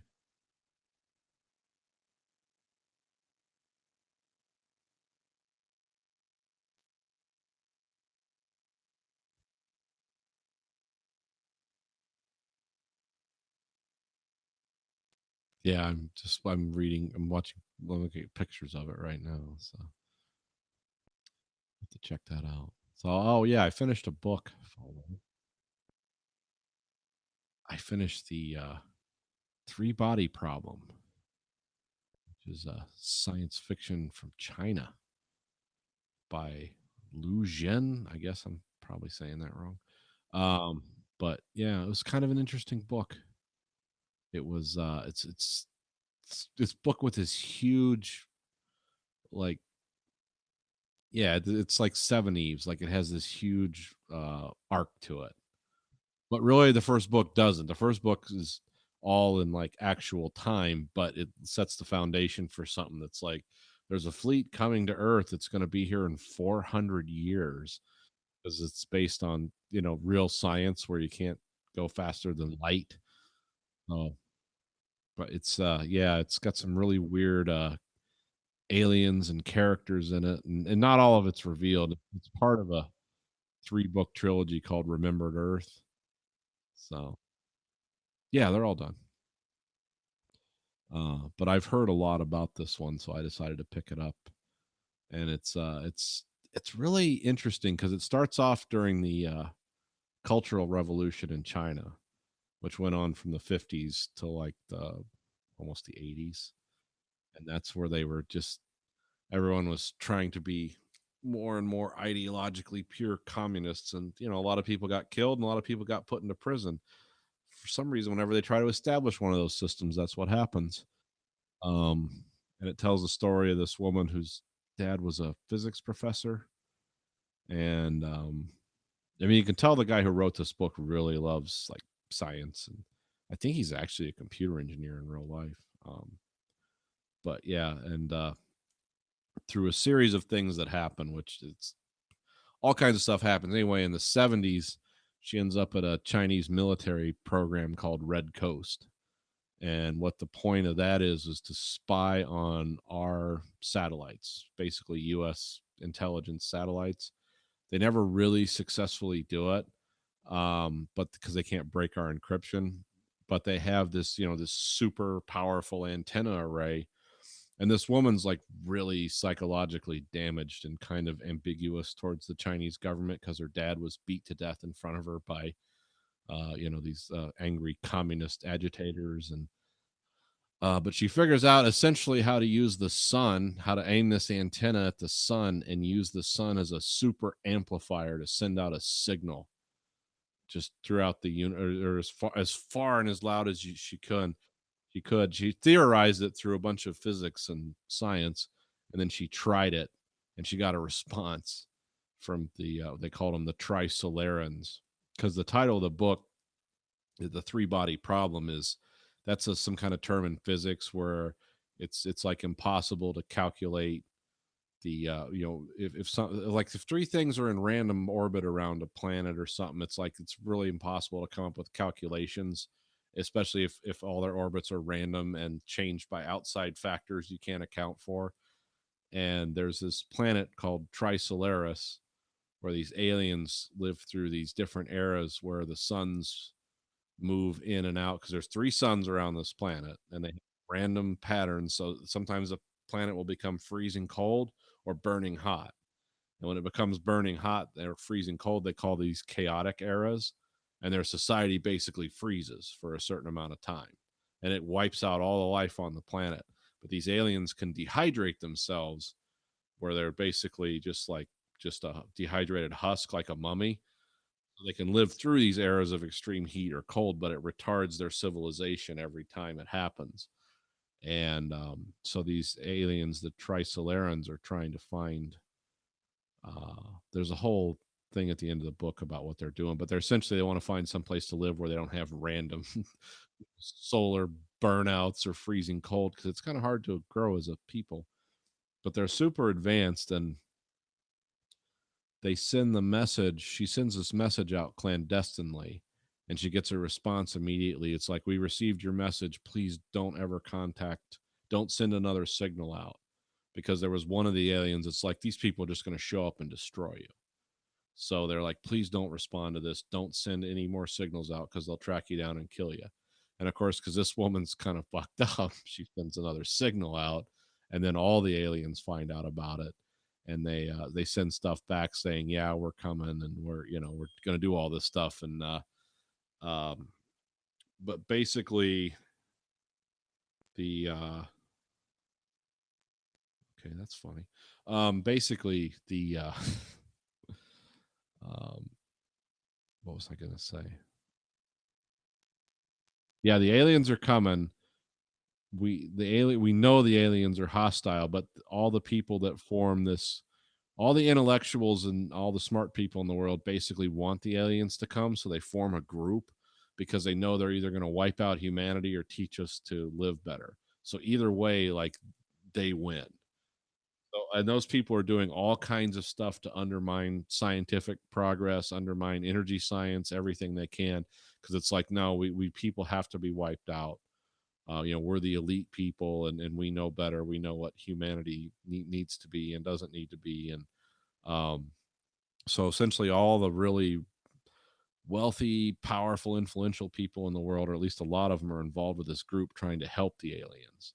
And then, of course, the world intelligence services eventually figure this out, and they start piecing things together. And um, so they arrest some of the people. And then there's some weird like showdown in China with the police where the one of the people in this dissident group, there's like having a giant meeting of them, and the police show up, and the woman has a small nuclear bomb. And there's this one real hard ass Chinese cop who's like he's a cop, but now he's counterintelligence. And this woman's standing there with like her finger on the trigger, like, if my thumb comes off this is a nuclear bomb. It goes off, and it's only like 1 kiloton, but it'll kill everyone around for a mile. So he just shoots the nuclear bomb, like physically shoots it, so it blows apart. So it can't like have a nuclear explosion, but it radiates a bunch of people. And he comes up with all these evil ideas for, like, this is how we can stop these people, this is how we can infiltrate them. And I won't even tell you how they figure out how to kill because the one billionaire guy who's going around the world, he's his dad owned an oil company, and so he took an oil tanker and converted it into another one of these giant antenna ships that could communicate back and forth with the aliens, but he did it with an oil tanker. And the way this Chinese cop figures out to destroy the oil tanker is horrifying and amazing at the same time. Has to do with nanotechnology and monofilament, and because they want to get, there's all kinds of secret communication, because there's two factions within the groups that want the aliens to come.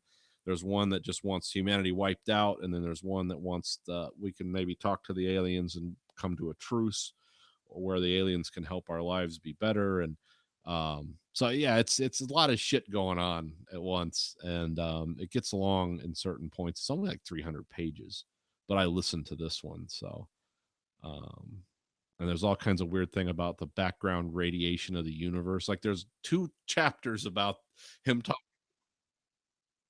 Yeah, there's two chapters about cosmic background radiation, and what it means, and the equipment we have to detect if it flickers or not. And the one astrophysicist is like, well, if it ever flickers and we can detect it, that means we're fucked, because some huge amount of energy has been unleashed somewhere. And so he's like, well, let's just check this anyway. And it turns out the background radiation's going like this, but that has to do with the antimatter drives that the alien fleet's using to come to Earth. That's why we're getting that weird, because it gets closer and closer all the time. But they're still only going at 2% the speed of light. That's why it takes 400 years. Um, and that's kind of where the book ended. It was really cool. I enjoyed it more than I thought it would. It's dense, and it has this huge scope, because it's like, oh, this isn't like imminent alien invasion. It's like we got 400 years to get our.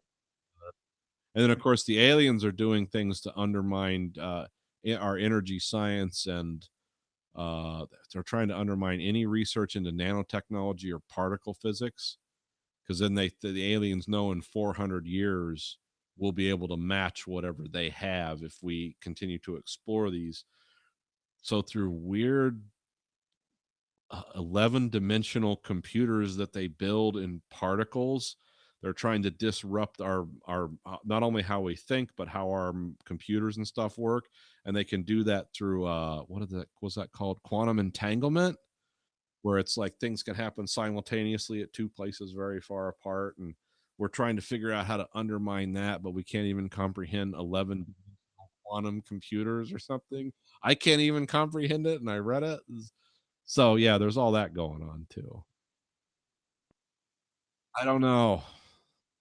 I don't. Well, yeah. I don't know because I've heard like a lot of people say if you love the first book, you'll be kind of meh about the next two. So it's like I might just leave this stand. Like it's like, oh, this is kind of like Dune. Like the first one was awesome. The other ones, there's kind of a decreasing gradient of quality and interest because the first ones where all the ideas are thrown out, and that's cool. But then when we have to explain that shit and make it work, it's like, sometimes it falls flat, which is the vibe I've gotten. So I don't know. I might pick it up. It was kind of cool. But, yeah, you might enjoy it. You might not. I don't know.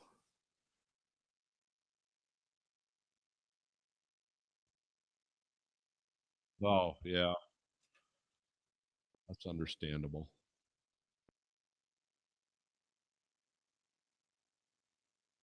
That whole new universe that you've opened. Yeah, well, wrestling,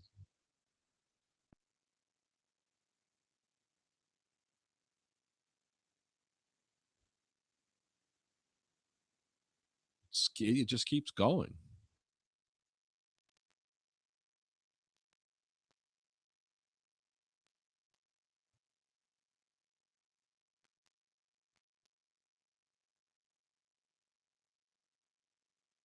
Yeah. Well, you got to have. I mean, yeah, my shirt's just.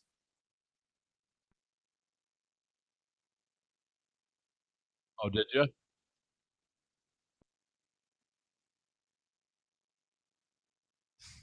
Well, you've shown me the.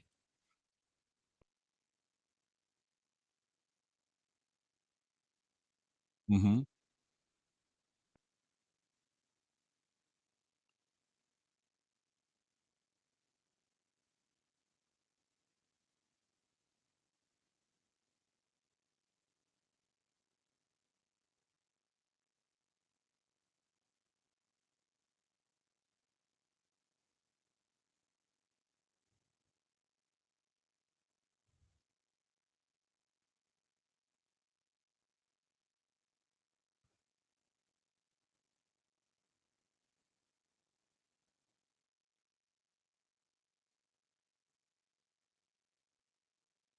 Yeah.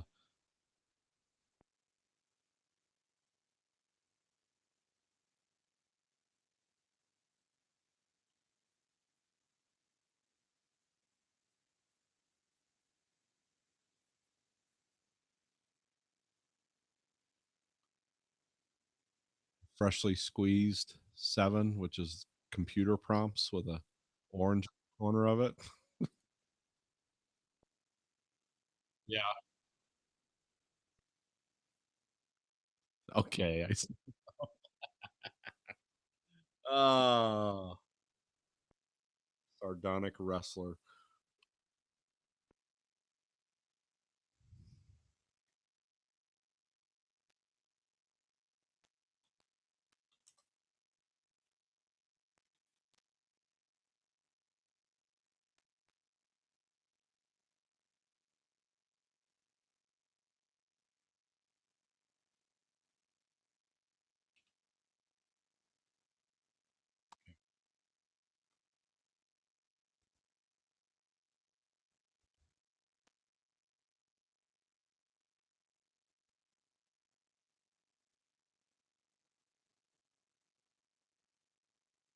Oh, okay.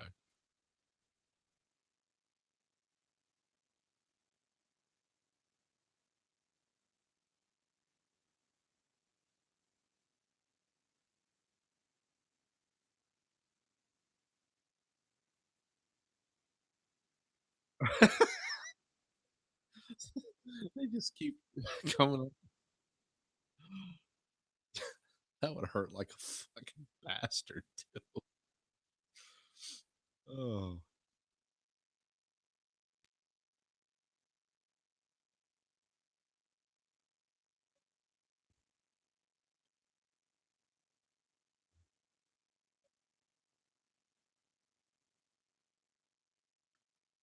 I'm there.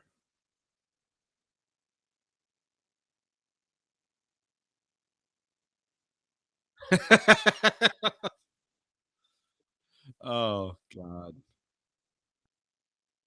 So you got that shirt then, huh? Good. Yeah.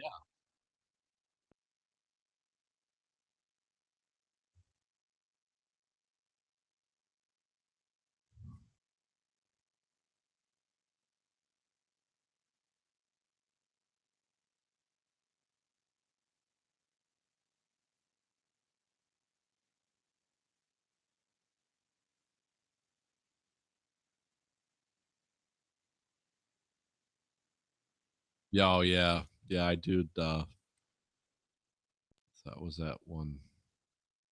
We've watched some documentaries on here about, yeah, and it's for the amount of physical abuse and, and risk they're taking, and that's all part of it, and they've made that a compelling part of it too. Write your bio here. That's hilarious. That's a new hook. That's a new hook too, the indifferent wrestler. It's like I've never heard of that before.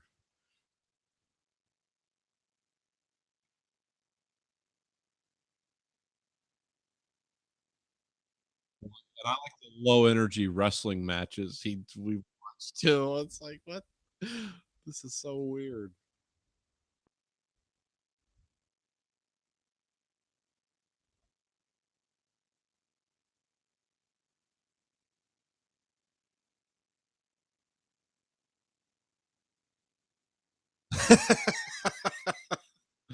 Well, he's got a new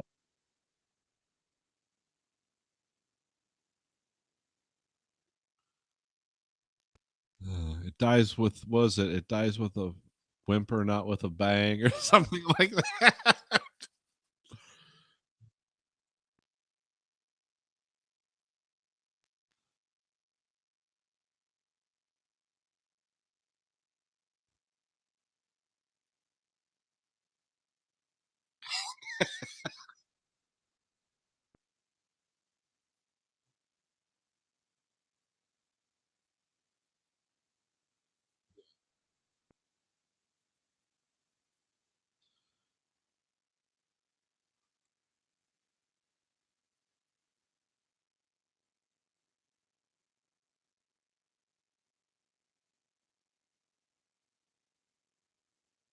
Yeah.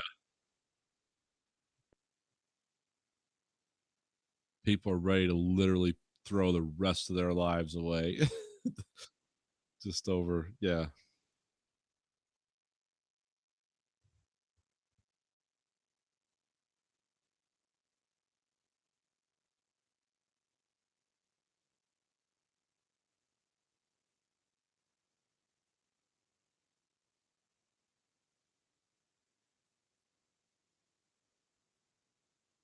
Yeah.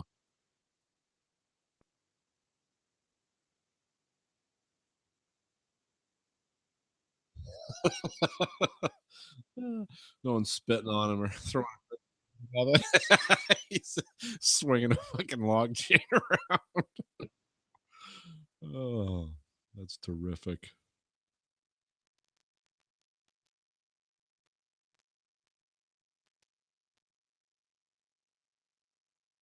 Oh, that's good.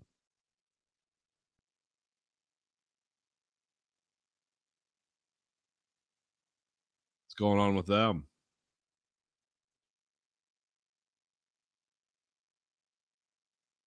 Yes.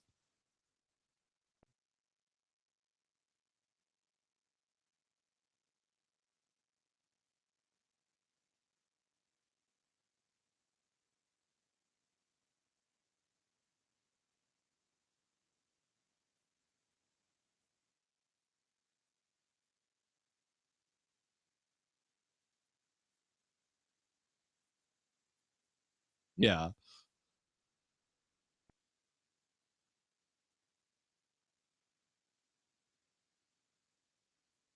That's crazy.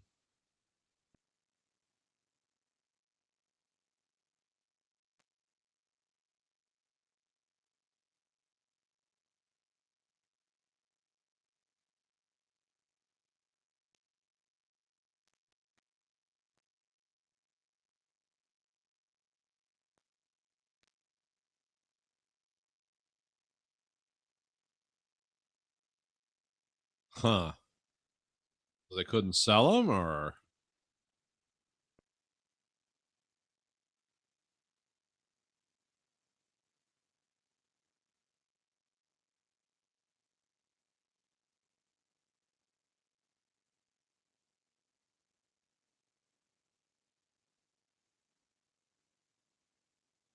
oh wow.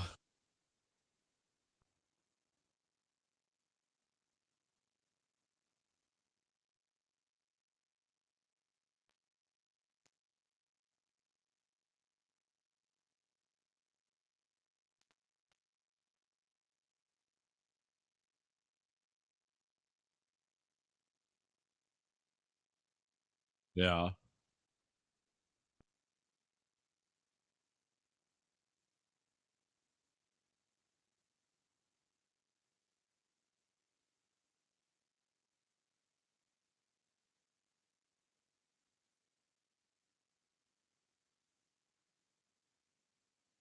Yeah, that's kind of the big ship that'll drag everyone down.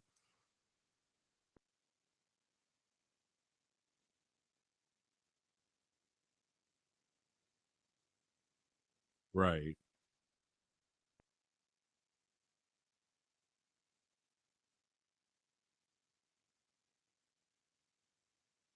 Why are they empty like that? Just ticket prices too high, or oh, okay.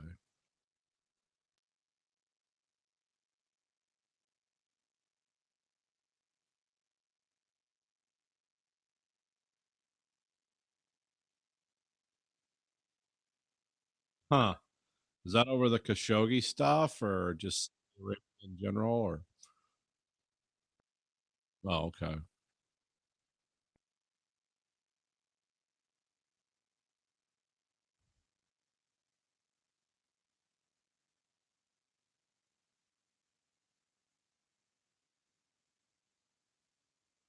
Yeah, yeah.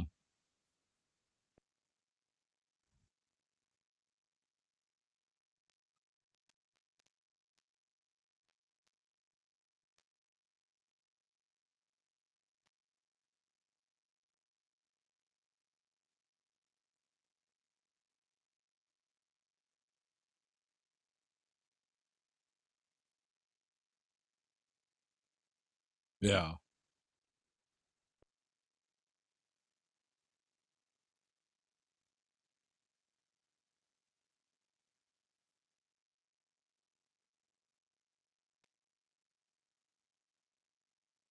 Yeah. Okay.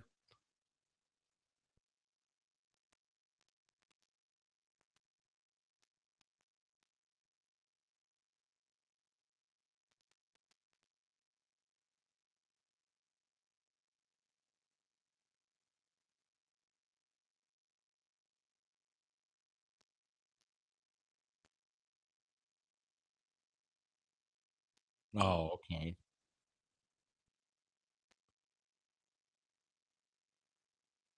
Right.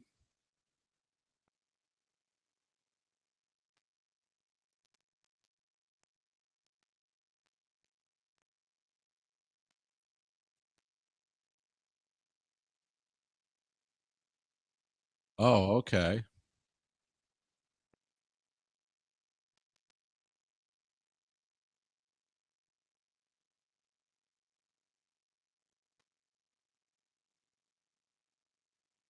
Right.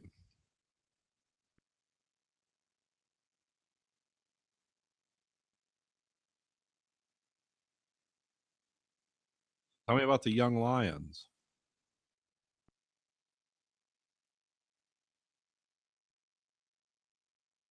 Okay.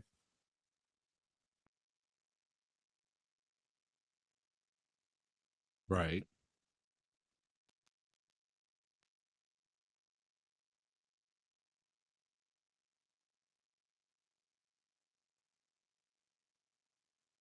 Now, is this in Japan or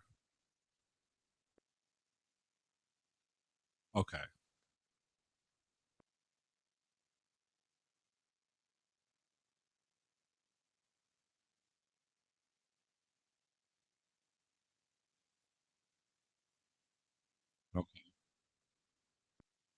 Okay.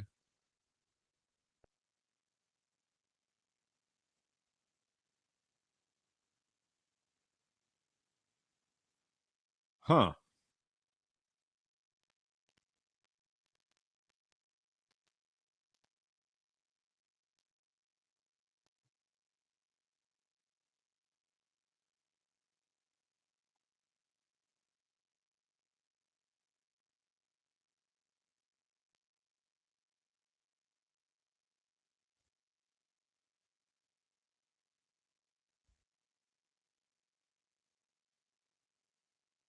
Huh. That sounds like something the Japanese would do, actually.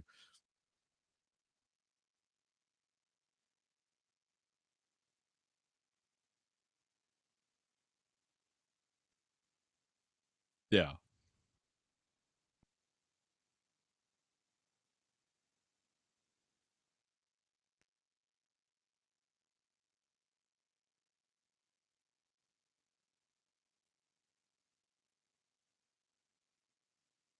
Okay.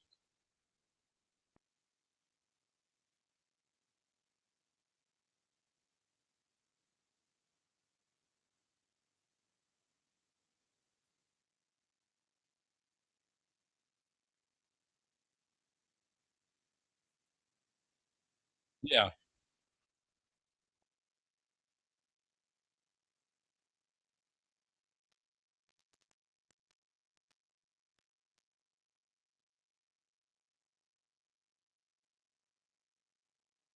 Yeah.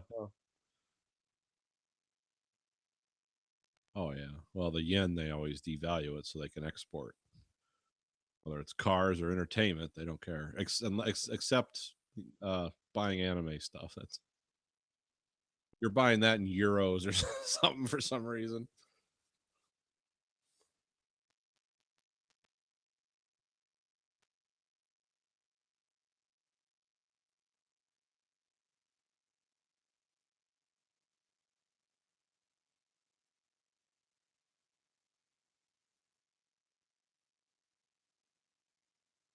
It's fun to hear Japanese people get excited too, because it's just like, oh, they're really into this. Whatever they're saying, they're excited.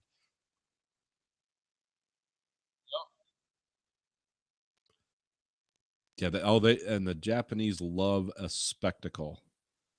My God, do they love for such button down people when it's time to cut loose? Holy shit, do they do it?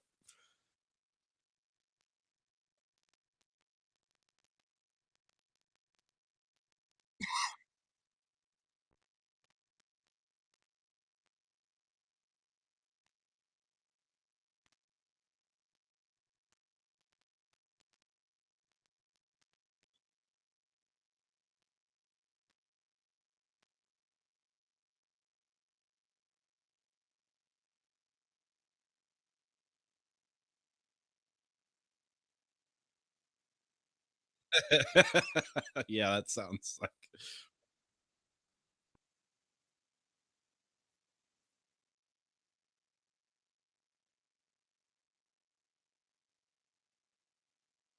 Mm, yeah,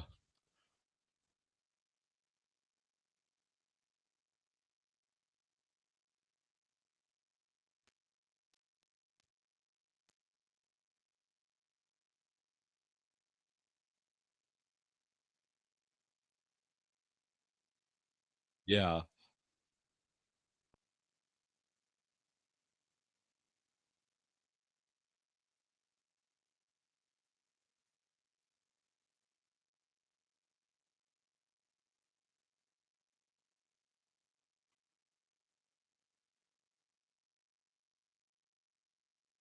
Oh, so his head's just flopping around.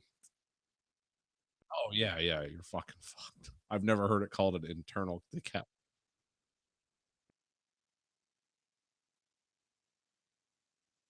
No. Oh yeah, that pro wrestling is no joke. I mean, those guys.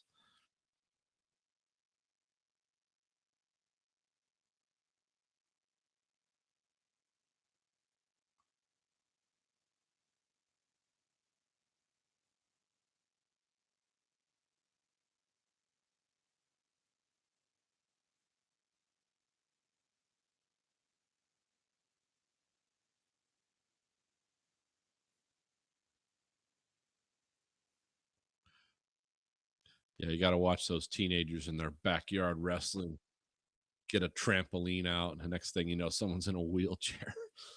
Ugh.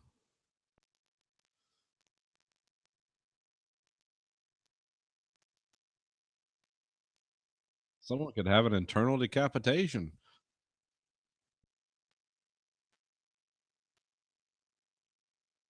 Yeah.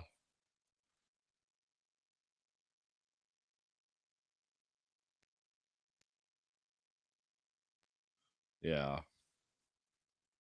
It's still terrible. Just dying in entertainment. Gladiators. All right. Well, I think we're at the limit line. Well, yeah, we'll have to catch up with that next week. Boys Don't Cry. Catch it, check it out on HBO and HBO Go. But anyway, this week for the American Greed Factory podcast, this is Nathan.